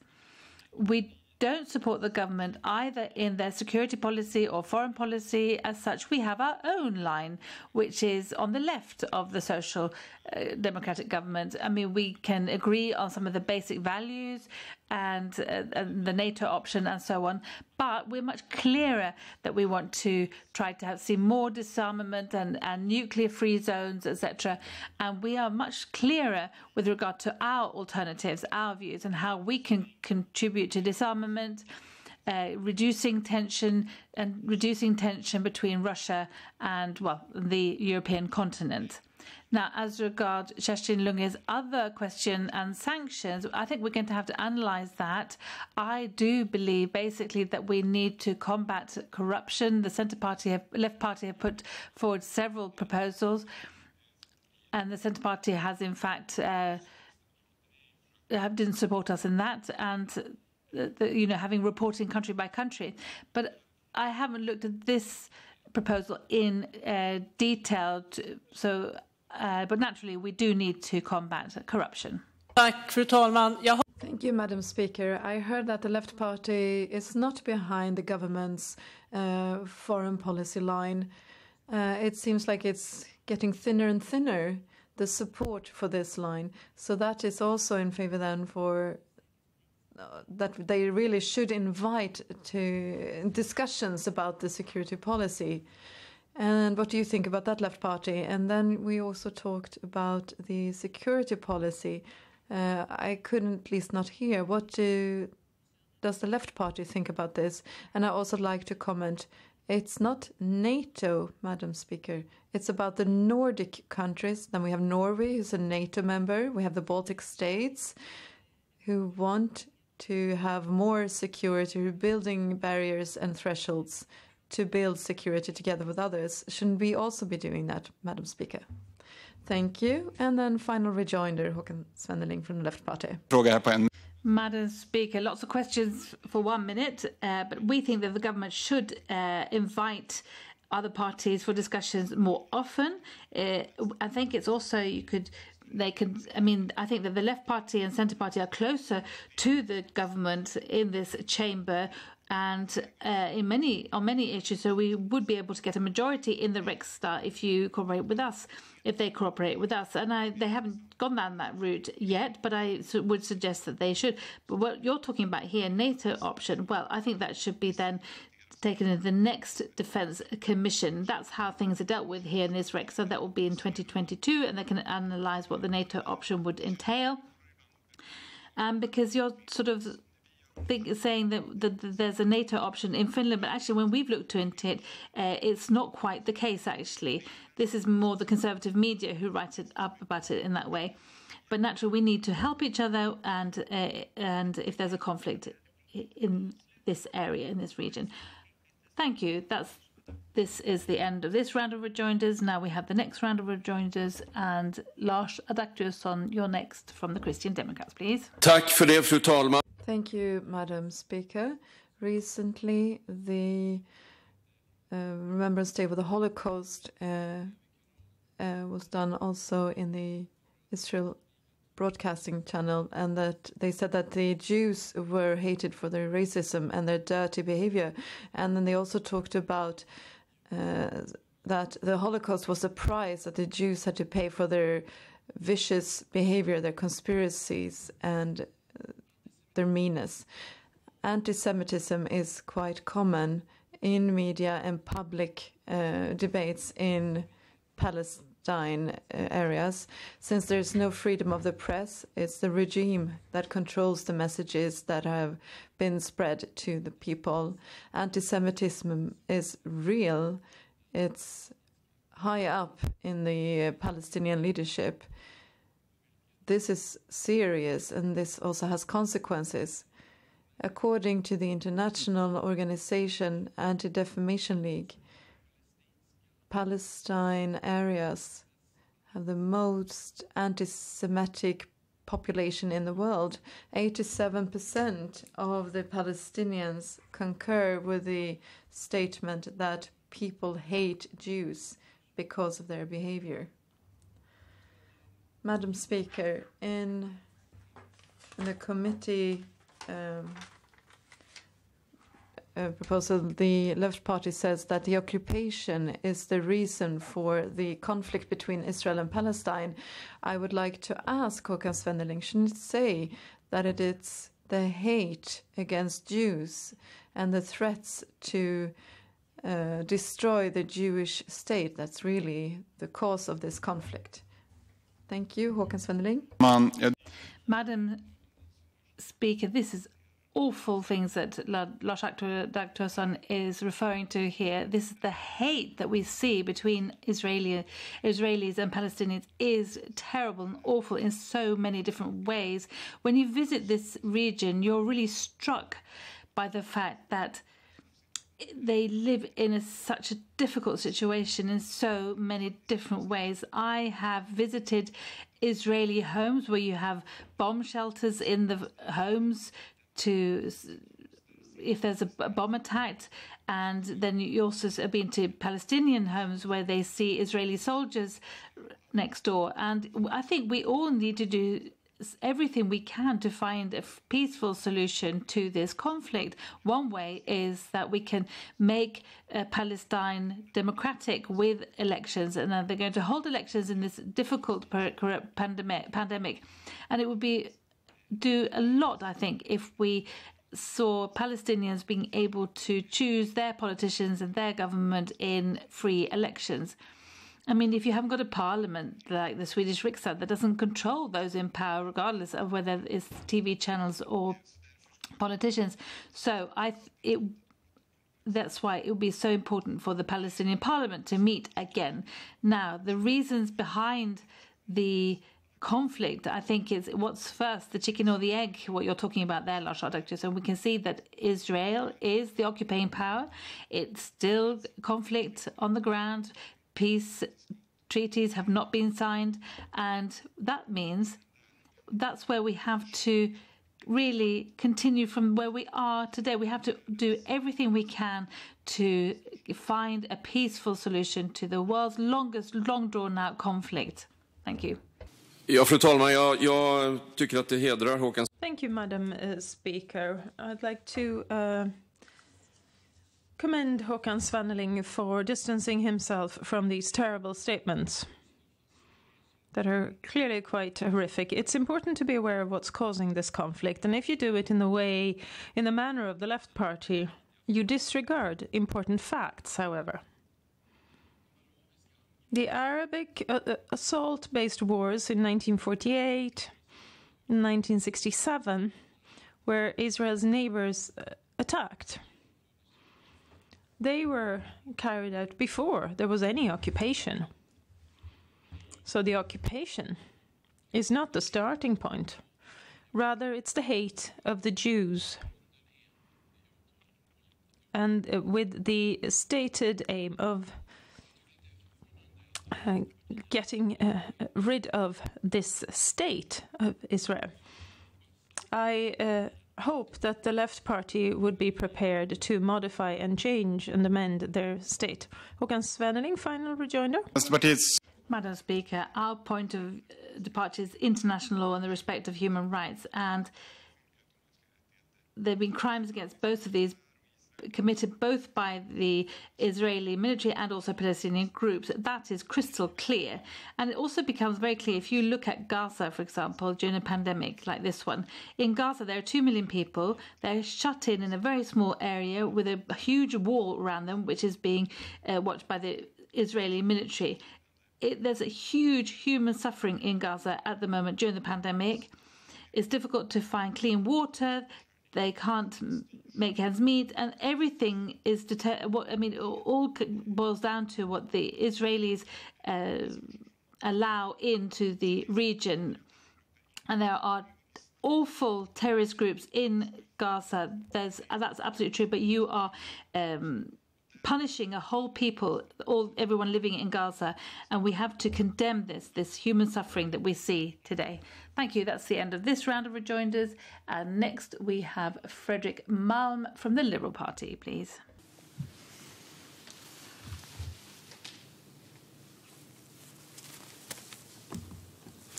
Tack så mycket, fru talman. Thank you, Madam Speaker. The other week we heard that the Youth Association of the Left Party ruled that they dream of a communist society.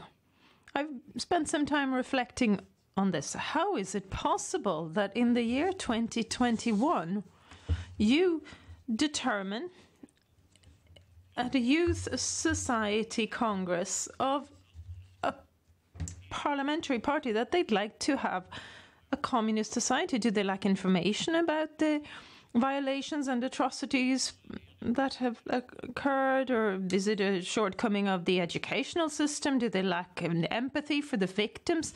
It really is quite extraordinarily strange that 30 years after the K, or the C for communist, was removed from the name of the Left Party, the Youth Association of that same party would like to reintroduce it. This has implications for foreign policy as well, Madam Speaker, because Sweden has 21 members of the European Parliament.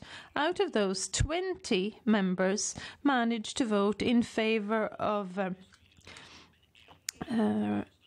sanctioning the dictatorship in Venezuela, however, not the representative of the Left Party in the European Parliament. Why not? A number of representatives from the Left Party are deeply involved in and elected representatives in the Cuban the Cuban dictatorship's Swedish lobby organization. This becomes a problem at some point with the democratic credibility. Håkan Svenneling is very clear in his criticism of the violations in China and Turkey, but it becomes highly selective when, with the other hand, at the same time, you are very carefully fondling the Cuban and Venezuelan regimes, etc. What is really your stance here? Håkan Svenneling? Madam Speaker, well, whether there are any problems in the schools, well, I think that's the Liberal Party's fault if the young people are misinformed. But Left Party is a democratic organisation. They decide themselves what they have in their party manifesto, and I'm not going to decide or intervene. They have decided to use a wording which I think is unfortunate, bearing in mind the political debates that we have today. Instead of focusing on this word, this K word, we need to talk about the other K word, as it were, capitalism. And when it comes to Venezuela, well, it's true that we do vote differently, just as you said, in the European Parliament. And that is due to the fact that despite this condemnation that is included in the resolutions from the European Parliament, it always included Juan Guaidó as the rightful leader. And that's wrong, because it's not the European Parliament to decide who's going to lead or be in power in Venezuela. That's why we've been very clear on this, actually. And I would urge everybody to read Malin Björk's reasons why she has voted as she has. It's very, very clear. We're very clear on what we mean. We think that Maduro is crap. He violates human rights, but we don't want to replace him with Juan Guaidó. And when it comes to Cuba, we've been very clear in our criticism with regard to violations of human rights in Cuba. At the same time, we've also said that it's also we need to criticize those who can't recognize that they've made progress, actually. And that's why we need to ensure that the European Union has a dialogue and agreement with Cuba. Next, Fredrik Malm, please. Du sa ett ord som börjar på S och slutar på kit, 4 bokstäver. I think there was a 4-letter word starting with S in Swedish and continue with KIT in Swedish. I mustn't repeat it, says Madam Speaker. Having this sort of discussion with left party representatives is like discussing with the Sweden party representatives. There are lots of wordings about, no, we're not xenophobic. We represent all of these good things. But in reality, when you look at what's further down into the in the party, what published in publications and on Twitter, etc., you see another picture emerging, and it's the same thing with the left party. Håkan Svenneling can stand here and talk about they're so critical of Nicolas Maduro in Venezuela. In the left party, we're very critical of the oppression in Cuba, but in reality, lots of members promote and support these people, these leaders. They're even inspired by it, and the Youth Association would like to introduce a communist society. I just can't get 2 and 2 to add up. It's not credible. Final rejoinder, Håkan Svenneling. Madam Speaker, let me inform Fredrik Malm that our foreign policy is decided by me here in Sweden's riksdag. It's not decided in Lomma or Nordanstig or wherever it is. I determine our foreign policy and security policy, and this is what I'm saying. That we think human rights crimes are terrible. We don't support any kind of dictatorship. We believe in democracy, which is why we need to support democratic processes. But what we're seeing is that we have a political crisis which has been ongoing in Venezuela for over 2 years, and where the world has deepened the political crisis by resolution after resolution or compensation upon compensation. And that's why it's so surprising that Malm and others don't read the UN experts' statement that we need to put a stop to the sanctions in Venezuela, because they contribute to human suffering, which is why I take a slightly different stance than Fredrik Malm when it comes to Venezuela as an example. Once again, let us clean up our language, please. So that's the end of that rejoinder. Next, we have Lars Adaktusson.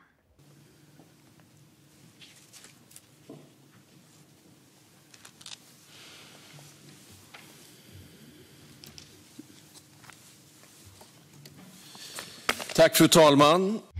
Thank you, Madam Speaker. Let me start by mentioning 3 Swedes who weren't mentioned in the statement from the government, Gui Minhai and David Isaac. They're all imprisoned in dictatorships, and until the day they return home, the demand on their immediate release will be repeated here from this rostrum. When short-termism and real politics, then we see value-based foreign policy based on human rights And the Christian Democrats, we are friends of Europe, and we see that they can help when it comes to climate change, the pandemic. These things can only be resolved together. And we know, and we are in favour of an EU speaking with one voice in foreign policy that reinforces the transatlantic cooperation.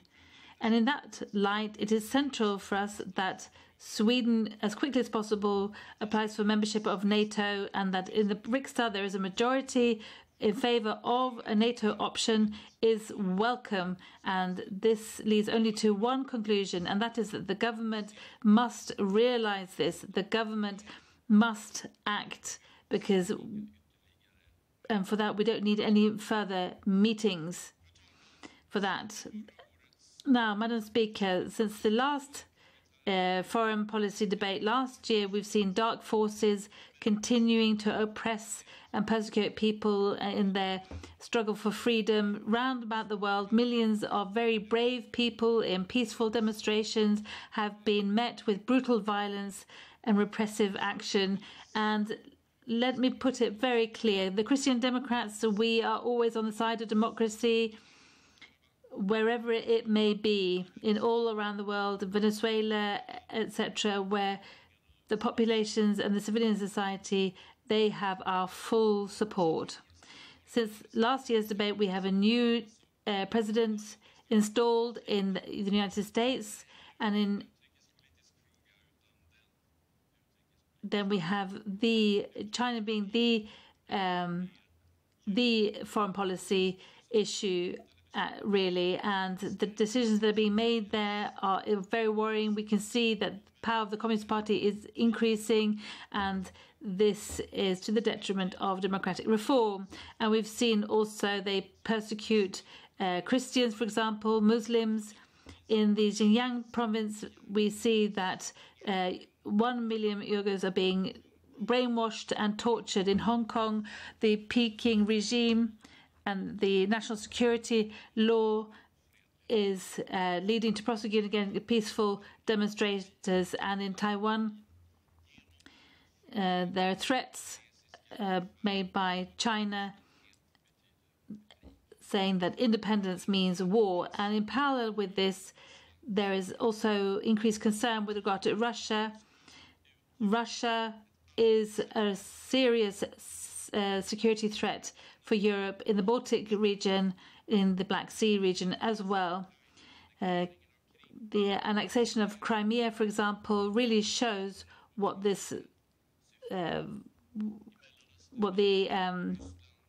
Russia is after, and we see how they wish to destabilize, and they give support to other regimes like Iran and Syria. Even when it comes to domestic policy, you also see that gives rise for concern. The poisonings, for example, of Navalny, the violent attacks against peaceful demonstrators, reduction of freedom of expression, and increased poverty and increased corruption in the corridors of power. That is Vladimir Putin's Russia 2021. One of the most serious and important threats against international peace and security is Iran. And when I had my rejoinder with the foreign minister, I did mention how destructive a role Iran plays in the Middle East. And at the same time, we see how billions are being paid to Islamist terrorist organizations like Hezbollah and Hamas. Madam Speaker, China, Russia, Iran, three dictatorships whose ambitions of power reach far beyond the borders of their own country. And in this, what's happening in our country, for example, we see it's China and Russia and Iran that are the greatest threat here. Every country needs to to deal with this kind of threat domestically. Very few are able to do this on their own. In order to have an impact on authoritarian superpowers, we need international cooperation. We need joint action. This is absolutely necessary.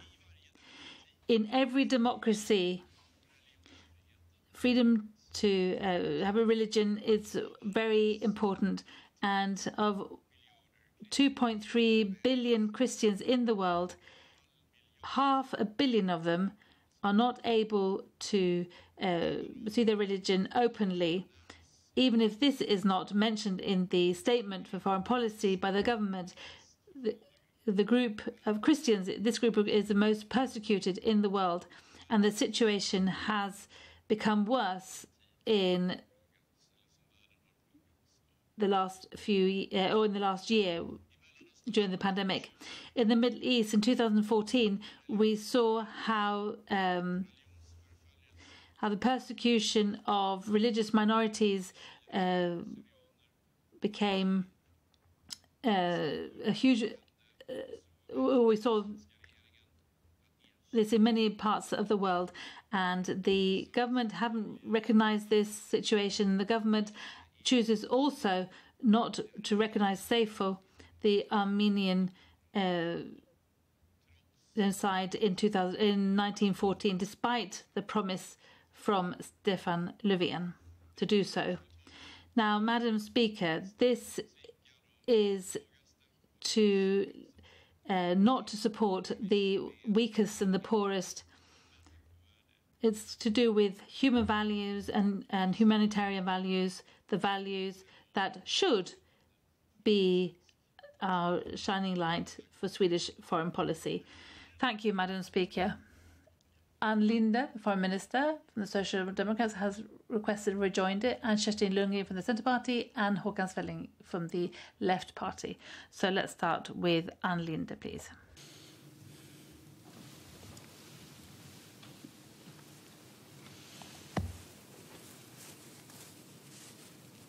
Tack, fru talman. Thank you, Madam Speaker. Well, we're all familiar with Lars Adaktusson's opposition to abortion and how he voted no to abortion 22 times in the European Parliament as an MEP.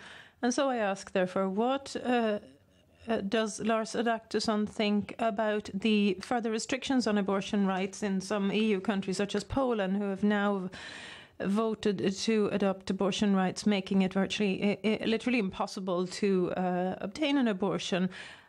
And what's Lars Adaktusson's stance when it comes to ensuring that there is no additional discrimination of LGBTQI persons when it comes to same-gender adoptions, for example? Thank you, Lars Adaktusson. Madam Speaker, I didn't think I'd hear the Foreign Minister say that. He hasn't put his microphone on. Lars Adaktusson has not got his microphone on. I'm sorry, but your microphone is not on. Can you hear me now? Okay, now. Good. Madam Speaker, I never thought I would hear the Foreign Minister, Swedish Foreign Minister, sink so low. I have not once voted against abortion in my time in the European Parliament. I have voted against the abortion issue being dealt with at the European Union level. That's what it's been about, nothing else. And that the Foreign Minister spreads that as which is a lie, is incredible. We've seen this written about in many newspapers, and it's been used by political opponents many a time. But Ann Linde, that is not true. Please respect my view, and my view is the same as my party's view on this issue. And I am happy that there are 8 parties in this chamber who support legal, safe abortions. The Christian Democrats do so even when it comes to access to abortion outside this country. What we believe is correct in our country is correct and right in other countries as well. When it comes to the terrible discrimination of LGBT people around the world, I have oftentimes, during my time during the European Parliament, voted in favour of action taken against those countries that oppress people and persecute people in this way. So the Christian Democrats, Ann Linde, we represent human values, regardless of sexual orientation, gender, political views, ethnic origin. Thank you, Foreign Minister. Tack, fru talman. Thank you, Madam Speaker. I didn't get the actual response to my question of Lars Adaktusson's stance, as it were, on the introduction of very strict abortion rules in some of the EU countries that I asked him about. And I also wonder how he thinks that we should work on sexual and reproductive health and the rights of LGBT individuals generally. Thank you. Final rejoinder for Lars Adaktusson. Fru talman, Madam Speaker, I don't know what's so difficult to understand here, actually, Foreign Minister. Don't you know how the Christian Democrats have reacted in Poland and Hungary and the situation there in those countries? We've been leaders, actually, within our party group when it comes to excluding Fidesz, for example. And similarly, we've done the same when it comes to what's happening. We've said the same when it comes to Poland. What is it you're after here, Foreign Minister? Are you trying to create this sort of feeling of suspicion, which is more really of a symptom of what the Social Democrats are doing? You're just doing what Trump did when you're polarizing in a damaging way. Stop it. Stick to the facts and respect people's views. Thank you. Thank you. That's the end of that round of rejoinders. Next, Kerstin Lundgren, Centre Party, please.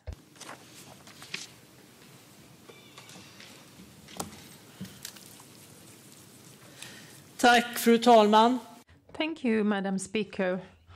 Well, I would like to give Lars Adaktusson the opportunity to really be very clear in saying that human rights are women's rights and women's rights are human rights, because it is that important to have representatives of the Christian democracy be as clear as that on this point. The women's right to their body and their right to sexual and reproductive rights and to their rights in general. This has been under attack during the recent Trump administration when they introduced so-called gag rules again, something which President Biden has stopped, has cancelled. But there have been signals sent out to all the organizations of civil society and all those who work precisely to ensure that women's rights are safeguarded in full. They have not been allowed to do their work. I didn't hear the Christian Democrats speak up on those matters. And I know that Lars Adaktusson is a person who is prepared to stand up for things. So I hope that here in the chamber today we will get a clear indication from Lars Adaktusson, a clear signal to show that the Christian Democrats stand up for the sexual health and reproductive rights of women fully.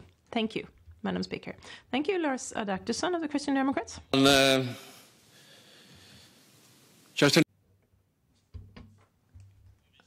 Thank you, Madam Speaker. Yes, Kerstin Lundgren, of course we stand up for women's rights and women's health.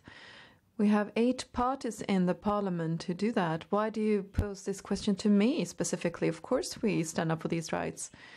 We've always done that, as far as I can remember, at least. This is a way to put labels on me and the Christian Democratic Party, and I really oppose this. I really want to underscore this, that you're being labeled with opinions that I don't have. That's not acceptable in a democratic debate.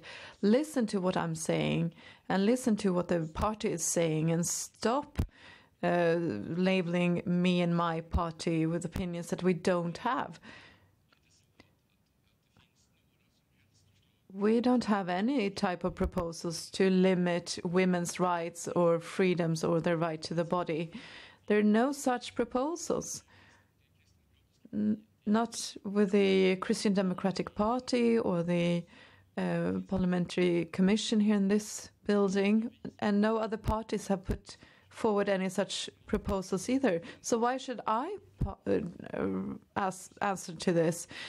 And you, Kerstin Lundgren, is your party, are they standing up for the right, for women's rights, for free abortions? And, well, I can pose that question to you if you pose that question to me. So I think we can do better than this in the Swedish political debate. Thank you. Kerstin Lundgren, Centerparty. Jag var tydlig. Thank you, Madam Speaker. I was clear with the sexual health and reproductive rights in my address. And I believe that it is important that we in the Swedish Riksdag are very clear on this matter. I didn't force anyone. I offered a possibility to Lars Adaktusson to be very clear about those rights for women, and that they are supported by the Christian Democrats as well. It's obviously up to each and every one of us to reflect on the matters at hand. But one thing that does happen is that many representatives of friends of Lars Adaktusson's party, this may be in Poland or in other places, I know that Trump and the Republicans were in favor of that approach as well, was that this was something that was not okay to them. And I have yet to hear Lars Adaktusson and the Christian Democrats to take the fight to support these rights. And I hope we can do it together, because I believe what Mr. Adaktusson is saying. Thank you. Final rejoinder, Lars Adaktusson, go ahead. Fru talman. Thank you, Madam Speaker. Yeah, with all due respect, if Kerstin Lundgren hasn't heard Christian Democrats take the fight, then she hasn't been listening properly. That happens all the time. In our defense of human rights, of women's rights, of everything that is fundamental in each democratic society, respect for people, regardless of sexual orientation, ethnicity, religion, or so on.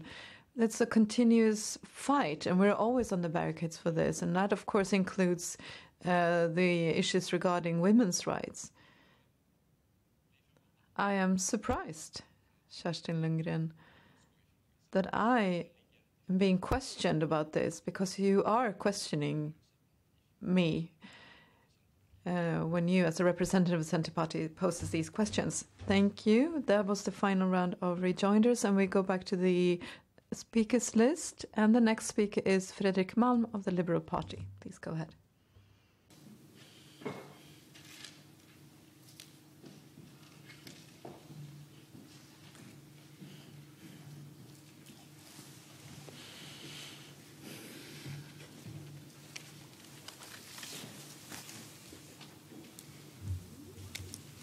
Tack så mycket, fru talman.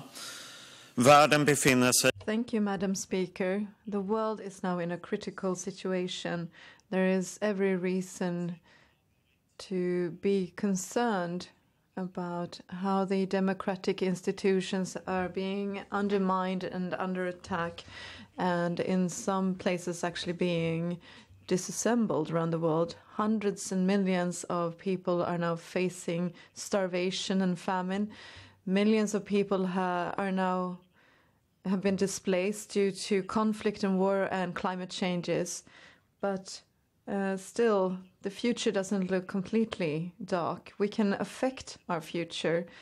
We can leave our old ways behind. We can see that people and countries can change. We've seen that before.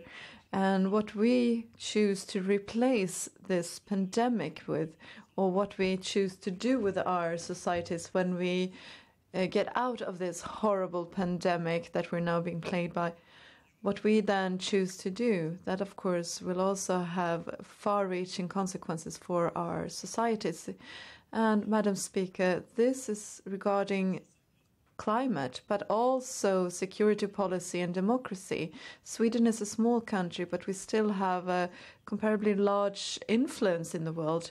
We have limited resources, but we're also using quite a lot of our budget and earmarking it for aid still. And we have democratic tools to affect other countries and institutions and organizations, and we have to use them as wisely and efficiently as possible. We have, in contacts with undemocratic states, we always have to bring up the question of human rights and democracy, and we always have to be prepared and to dare to criticize democratic countries if they are breaching or committing crimes against human rights. Madam Speaker, this month we've seen a break in the trend for Europe. It's the first time that the EU zone is trading more with China than with the US. After 4 years of quite turbulent relations with the US, we have to look forward. China cannot be allowed to buy an even stronger influence over Europe and Sweden. We've seen how China is using investments as means to exert pressure around the world. They are investing in infrastructure in developing countries. They are offering investments without any counter demands for human rights. And this has led to the countries who have used to recognize Taiwan no longer do that. So we can't afford being naive as regards China. The way China has been treating the protesters in Hong Kong, we've allowed to do that to go on for 2 years, and we've allowed China to buy influence in Sweden. 2021 must be a turning point for our relationship with China and our approach to China. We also have to be clear about the enormous types of assaults that the Chinese state is performing against the Uyghur people in northwestern China. But, Madam Speaker, this isn't true just for China, but also for Russia. Russia poses the largest security threat to Sweden and has done for many years. Russian missiles from Kaliningrad can reach Sweden. Our Baltic states, our neighbors in the Baltic Sea region, are often being violated and provoked by Russia. Protesters in Russia, we've seen that after the Navalny was arrested. We've also seen the protesters in Belarus,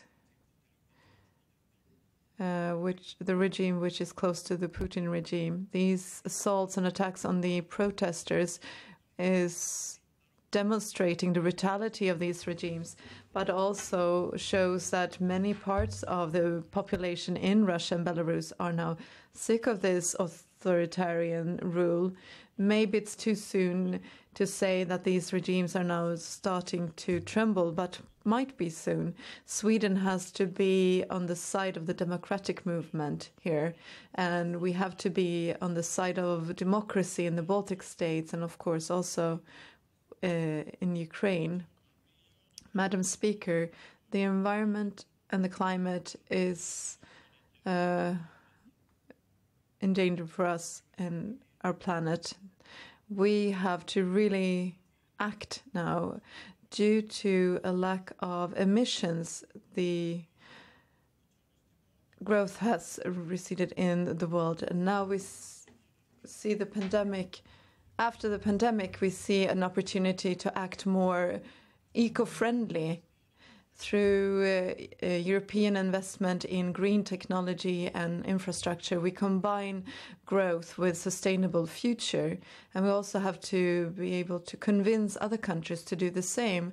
Our foreign policy must be used actively to safeguard international agreements of reduced emissions and to strengthen technology and the transformation to an eco-friendly environment. And Sweden must also be for a EU-wide CO2 taxation. And our objective should be, even if that's further ahead in the future, but the objective should be to create a global price for CO2 emissions. We need a global price for carbon dioxide. That would be a very good way to actually reduce the emission of CO2. And these effects of the pandemic also create, or the climate changes also create geopolitical tension. People have to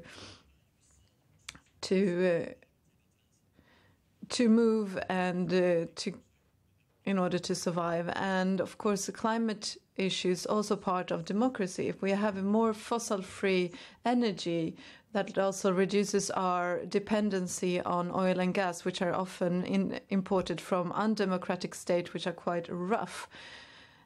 And when we break this oil dependency, the oil-producing countries are forced to go over to a more climate-friendly and eco-friendly production.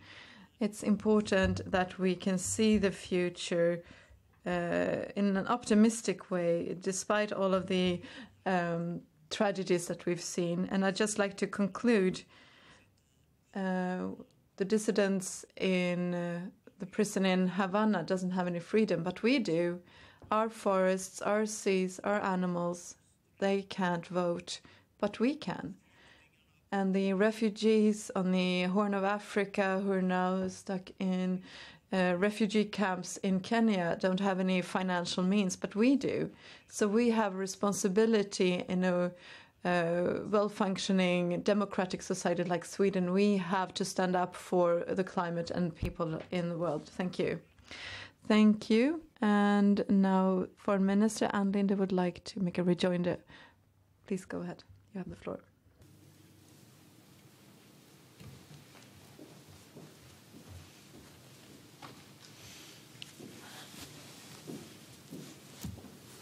Tack, fru talman. Thank you, Madam Speaker. I note that on many issues, Fredrik Malm and the Liberals share a consensus view with the Social Democrats, not least when it comes to the defense of democracy and human rights, and the importance of standing up to clearly criticize countries like China and Russia and Iran, etc., when there are violations against human rights. But I have a question for Fredrik Malm. In several areas, the Liberals would like to go further when it comes to decision-making in the EU, with the qualified or majority decisions. So moving away from some of the national decision-making rights, more so than some other parties. We've discussed this in the Committee on EU Affairs a number of times, for example. In which areas where today there is no supranationality would the Liberals be prepared to and willing to introduce supranationality in decision-making in the EU? Fredrik Malm. Varsågod. Ja, tack så mycket, fru talman. Yes, thank you, Madam Speaker. Yes, that's right.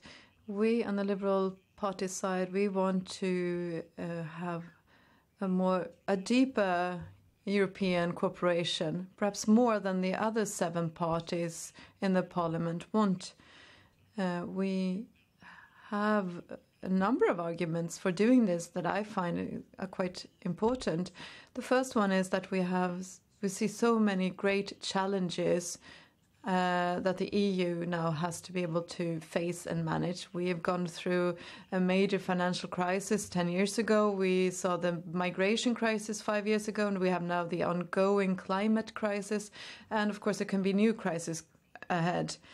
So the only way to work long term and to be able to manage these crises for the EU is by reinforcing the EU cooperation. I don't think you can do this in any other way. And you also has to have more decisions that being made by qualified majority. I know that this is not quite easy. I know that this can also mean that we'll have opposition. Some countries perhaps will feel that they won't have any say in the matter and so on. But I think it's important. If we look at the development in Poland, in Hungary, we have a number of countries in the EU who doesn't want to take responsibility for the asylum seekers or the refugees. I think there's a need for the EU being able to go ahead and make decisions and act and not just let one Viktor Orban stopping everyone else. I think it's our responsibility to the citizens of Europe to actually be able to make important strategic decisions, that not everything is blocked in these processes. Thank you. Varsågod. Tack fru talman. Jag ska låta Fredrik Malm få... Thank you, Madam Speaker.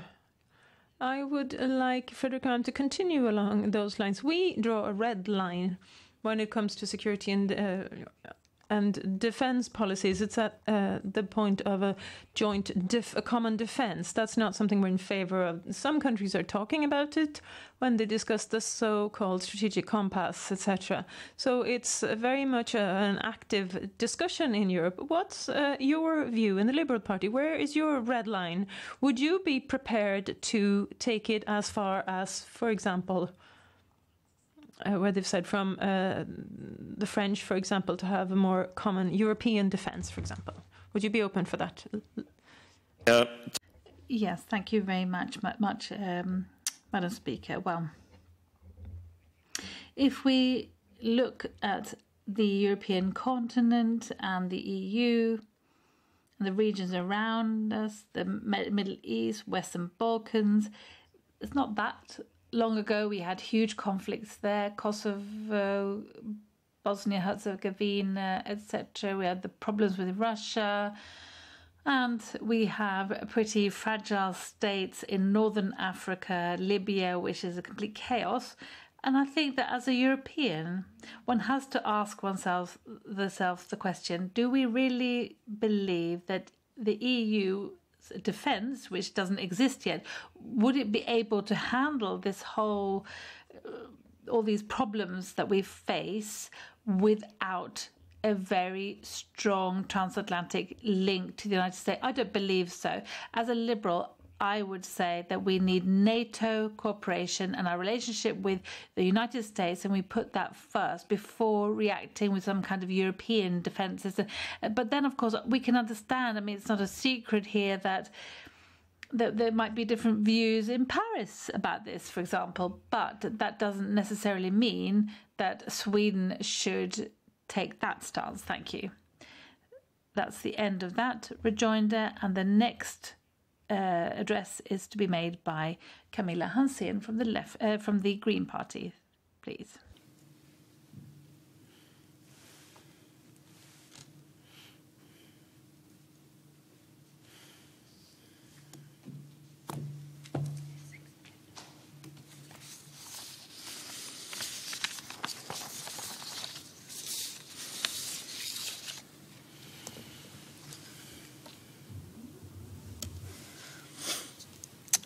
Tack fru talman. Det är inte många andra debatter i den här kammaren än just den här som tydligare visar att vi är en del av världen. Att vara en del av världen är också... Thank you, Madam Speaker. There aren't many debates in this chamber that show more clearly that we are part of the world. Being a part of the world is also to share the challenges in solidarity. I'm going to say a few words about the corona pandemic, a few words about the climate crisis, and achieving the global objectives in the Paris Agreement, the impact of a feministic foreign policy and democracy. A global pandemic has cost lives. It's been a threat to the health of people and damaged large economies. No one has coped well, but not everyone has fared quite as badly. In all crises, it's the same pattern. Those who are most vulnerable are affected the hardest, as opposed to many other events in the world around us. The corona pandemic has got in and touched all of us. When the crisis is around the corner, it's difficult to see your own world, but it's ever more important. We need to make sure that risk groups in all countries are vaccinated rapidly in order for us to get out of the pandemic. This is why the support to the COVAX program by the government is incredibly important. We have to have an equal recovery. It's the key to a green and inclusive climate transition, where all countries, regardless of GDP, can take part. And Sweden will continue to contribute by allocating 1% of GDI for development assistance. Madam Speaker, at the same time, there's another crisis ongoing, the climate change one. Every year that passes, when we fail to reduce emissions, it becomes ever more difficult to achieve the goals set in the Paris Agreement. That the US now has taken the step to re-enter the Paris Agreement is good, but a lot more is needed to step up the pace of the climate transition. The longer we wait with measures, the greater the consequences. On our Earth, where the preconditions for life are deteriorating, where the regions where it's possible to live are diminishing, crises, wars and starvation will spread. The UN was created to bring more security in an unsecure world. So cooperation and conflict management and international law became tools used at the service of peace. Now we need to use the UN as a uniting force to achieve the goals of Agenda 2030 in spite of the setbacks we've seen during the pandemic. Madam Speaker, who decides makes a difference both in Sweden and in the world. And what we do, those of us who've been entrusted with the task of making decisions, what we do with it also makes a difference. The feminist foreign policy which we've had in Sweden with the Green Party in the government has been praised and scorned. What it means in reality is that it contributes to peace and security in some of the most exposed and marginalized areas of the world. In Afghanistan, for example, there are peace talks ongoing, and here in Sweden it makes a difference. Sweden makes a difference because there are women at the negotiating table. A feminist foreign policy builds societies where women are given an entrance into power and influence. Peace will be lasting, and women let into the labour market means that they can own and farm the land and combat poverty. Prioritization in Swedish assistance aid has meant that more girls get to go to school, there are midwives working at hospitals, women are given the preconditions to work locally for peace and democratic development. Madam Speaker, every man in the world who uses his power to take away women's rights to her own body, oppress minorities, ignore the climate and counteract democracy, makes the voice of Sweden clear when we say we see what you do, we're not going to accept that the respect for human rights is dismantled.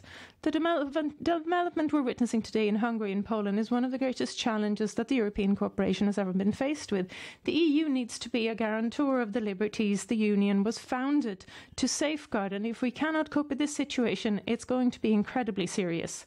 The populist and xenophobic parties have taken power in various places, and they're reversing the democratic development. In those cases, there's no other option than to review, audit and demand accountability. Now the European Commission for the first time has presented a report on the status of democracy in the Union. This is something that is long awaited, and the Greens of Europe have worked to promote this for a long time.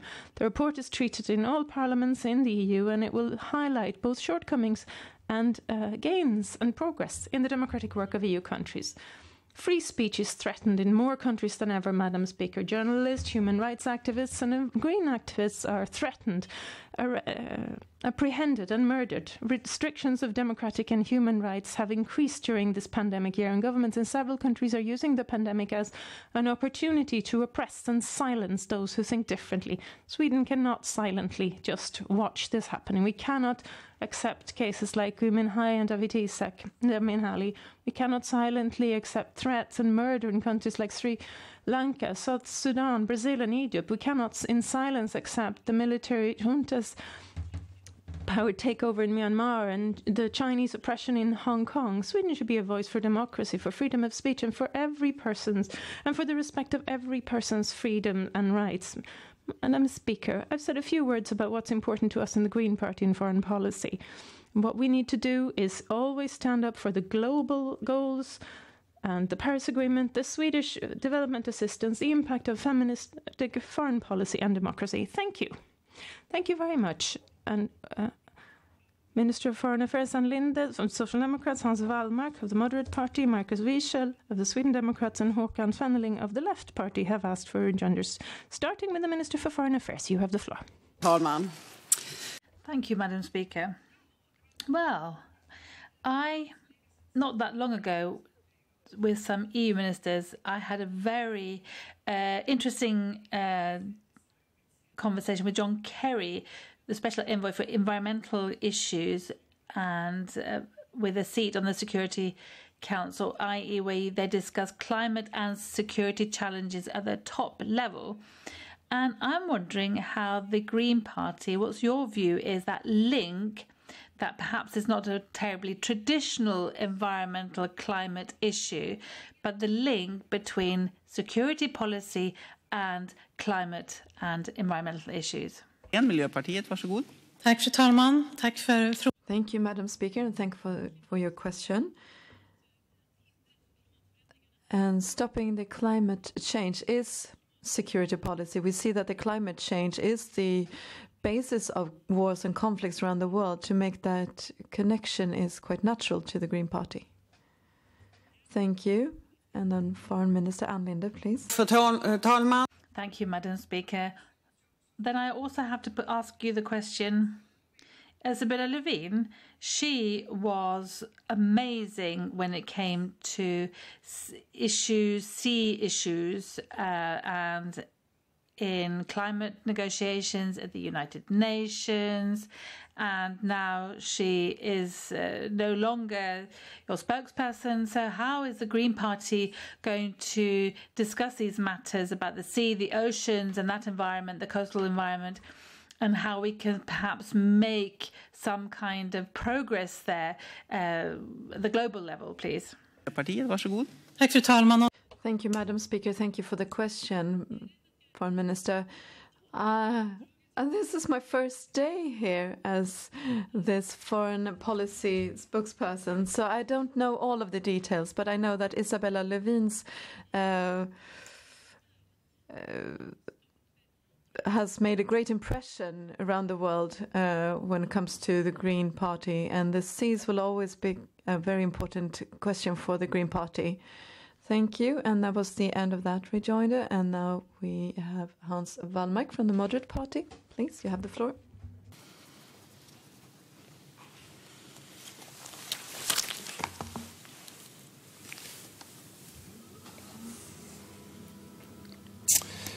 Tack, fru talman.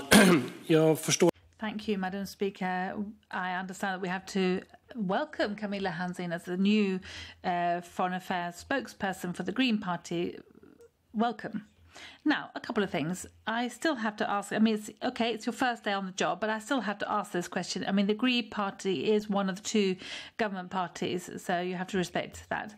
Now, Camilla Hansen, now, can you confirm that it's not great to be a Green Party and here in this Riksdag have to argue against other parties saying that let's stop the gas pipes, and that we're making the EU dependent on Russian gas. And then also the Commission against, with regard to Gui Minhai, has been imprisoned because he's a publisher, and that you've said no to that Commission. That can't be very easy, can it? And I'm also wondering, I mean, it was very good what Camilla Hansen said in her address about vaccinations. I think that's a central issue. We have to eradicate hunger and vaccination. These go sort of hand in hand when it comes to the COVID-19. And isn't it rather difficult that the Sweden donates 200 million kronor to COVAX when Norway gives 5 times more? We have, I mean, I'm in favour of lower international aid, development aid, but bigger ambitions. Now, the Green Party, like the Left Party, has lent out its logo to a meeting in Delsbo. Now, isn't that rather worrying that the Green Party's symbol as a government party is then used to spread the Russian narrative in the Swedish debate? Tack, fru talman. Tack. Thank you, Madam Speaker, and thank you for your welcome, Hans Wallmark. I realize that I will have to work really hard to get to your level in this debate. Is it difficult to belong to the Green Party? Yes, sometimes it is, because we're the smallest party of the government, and it's also challenging to be the smallest party in the parliament that cooperate together with the largest party in the parliament. But when we're in government, we make joint decisions. But the Green Party has opinions that we are driving in other contexts. And of course, we're concerned to be dependent on the Russian gas or Russian uranium for our nuclear plants. But otherwise, I'll just refer back to the foreign minister's replies to these questions. As regards the peace meeting in Delsbo, I'm not quite fully aware of all my party's branches and what they do around the country. But the Green Party did not participate in this meeting. When we found out what this meeting was about and that the Russian ambassador was invited, we declined to attend this meeting. As far as I know, at least, I don't know about this meeting in Delsbo. And finally, Kovacs. Thank you. Thank you for your help. Kovacs. Of course, yes, we want to have a great big aid. I think it's difficult to compare numbers and what we should be doing instead. I know that we are really driving and working for making sure that the poorest people in the world are vaccinated and that we all handle this pandemic in order to finally get out of it. Thank you, Hans Wallmark, please. Thank you, Madam Speaker. I think Camilla will do very well in the Foreign Affairs Committee too. And I understand it's complicated to be a small party cooperating with the Social Democrats in power. They're not always very friendly or kind. And Camilla and perhaps it's difficult to say no to Russia dependence on Russia and perhaps also supporting Green High in the appropriate manner. But when it comes to Delsbo, I think perhaps we should really look in depth here. Left Party, well, I suppose that was more understandable, but that the Green Party was forced to lend out its party's symbol for that. So I only have one final question. You have 60 seconds to answer it, Camilla. Wouldn't it, with this breadth of knowledge that the things that you believe, wouldn't it be a good idea to have? Can't you be in favour of having negotiations with all the parties on security policy? Thank you, Madam Speaker. Thank you. I also think I'll do well, and I think it'll be fun, and I think it's quite simple for me and the Green Party to stand up for the same democratic values that you do. If we find out that we have members participating in a meeting with a Russian ambassador, then that's our message. I'm sure that even you are invited sometimes, Hans Wallmark, invited to venues and meetings that you don't know quite that much about, but then of course you can decline the invitation. I will talk to the Social Democrats and the Green Party in what we should do together. I haven't had time to do that since I was elected yesterday. Thank you. And that was the final round of the rejoinders, and now we have Marcus Wiechel from the Sweden Democrats. Please go ahead. Tack, fru talman. Thank you, Madam Speaker. I'd also like to take the opportunity to welcome Camilla to this chamber. Now, feminist foreign policy. Now, the government has done one thing very well, and that is marketing, PR. This is a concept which is well known in Sweden and in the world. However, though, it's pretty free of content, I must say. And the reason for that is that completely forgotten the perhaps most terrible problems that women are subjected to around the world, forced marriages, etc. Basically, that women can't live as they wish to live, and that they are persecuted and oppressed in different cultures, in families, in communities. To my mind, this is one of the most important tasks that we, Sweden, have to put pressure at the international level to ensure that we see a change here. But here we have the first so-called feminist government, and despite that, we see problems like Saudi Arabia and the Women's Commission in the United Nations, and trade, etc., with certain countries, and situations haven't improved. And in Iraq, for example, where women have thrown off their they have not been supported by the government, and continue also to donate funds to Islamistic organizations like PLO. How on earth is this a policy that you, the Green Party, stands for? Miljöpartiet, varsågod.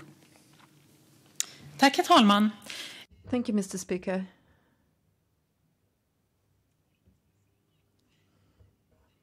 Tack, herr ålderspresident. Tack för välkommen. Yes, thank you for your welcoming words. I think it's interesting to hear what high expectations you have on a feminist foreign policy, and you are mentioning terrible things that are taking place around the world. And I really wish that the fact that Sweden has feminist foreign policy in order to emphasize women's rights also actually could make a difference globally in a short period of time. I would wish that, but I also realize that it's almost impossible to achieve. As regards the aid, well, the Swedish aid is one of the most effective and efficient aid programs in the world, and we are continuously evaluating it, and if we see anything wrong, then we have to correct that. And that's all I had to say right now. Thank you. Marcus Wixell, Swedish Democrats. Thank you. Now, the member mentioned something which I think I was just going to mention, in fact, and that's development aid. What is wrong with placing strict requirements when you allocate funds for development aid? I mean, often we talk about transparency, we talk about having to ensure that the development aid has a positive outcome and effect, and that you really need to ensure that you target correctly so that you do get that outcome. And the fact is that Sweden is one of the most generous donors in this way, that pays most to the United Nations, for example, fourth most to the organizations within UN, not per capita, but in total, which is really quite amazing. But then, of course, you have to have requirements there in place and demands that it does, in fact, pay for the right things. And I think this is an important question from the party, especially with regard to supporting persecuted women. I think it's very important. So why can't you put harsher requirements, some stricter requirements? Final rejoinder, Camilla Hansén. Yes, thank you very much. I'm very proud that I live in one of the world's most generous countries as regards aid. Swedish aid is not something you just funnel money across the world. It's strictly controlled, and we always evaluate it, and it's been described as one of the most effective types of aid programs in the world. So I think we're doing quite well, and I don't have any other idea than that the Green Party must continue to carry this flag for the Swedish aid high.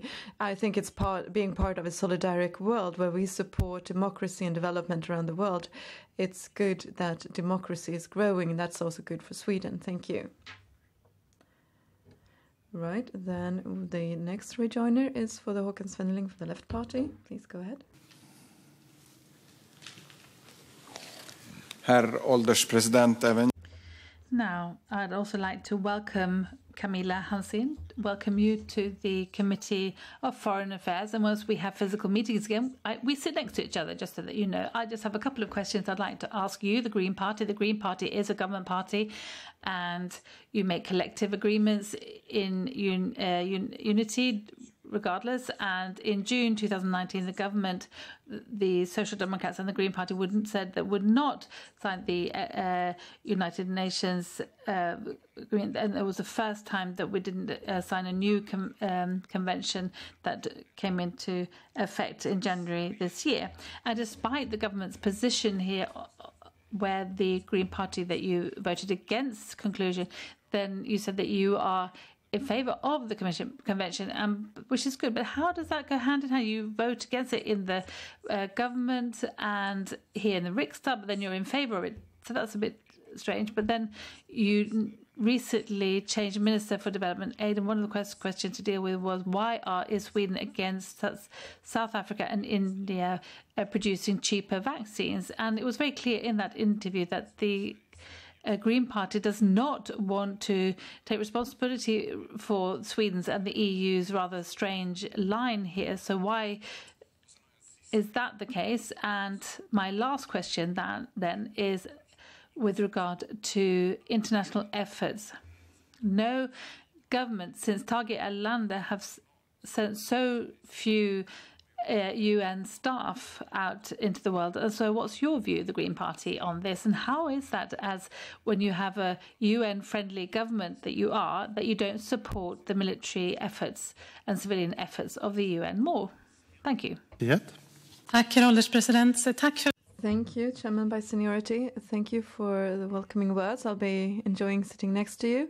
Yes, your question about the Nuclear Arms Convention and how it's like for us to sit in this government where we sometimes see that we don't get our way.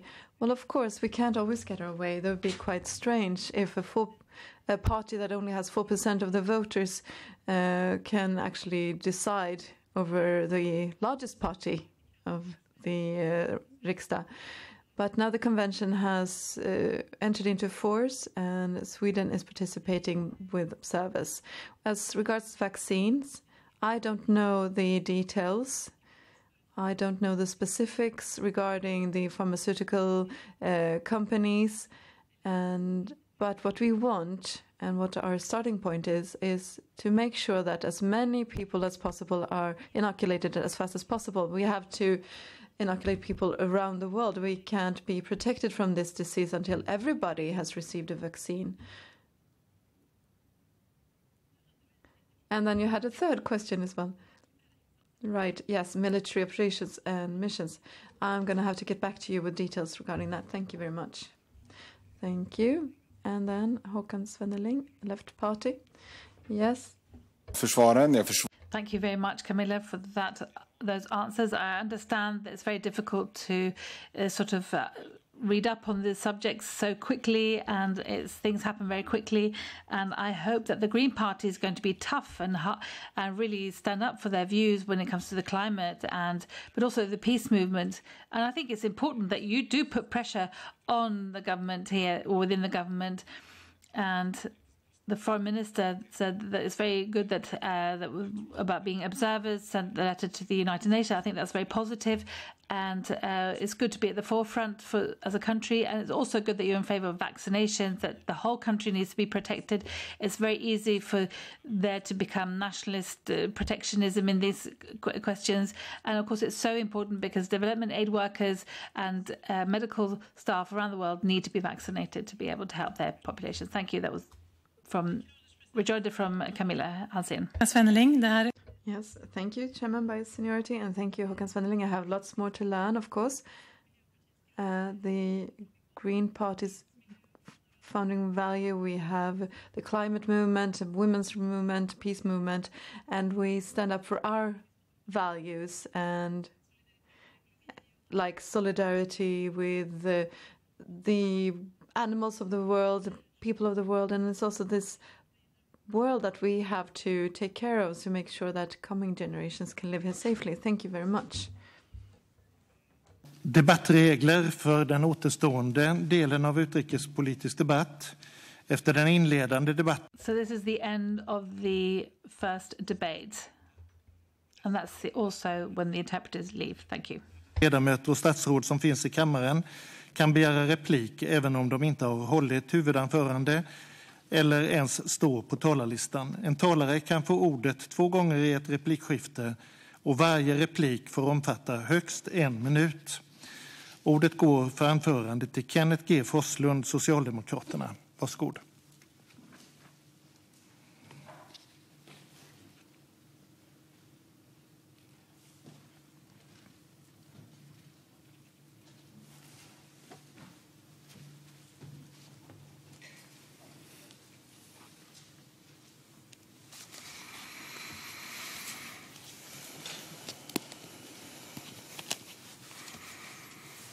Herr ålderspresident, jag tycker det är en ovanligt spänstig utrikespolitisk debatt i år.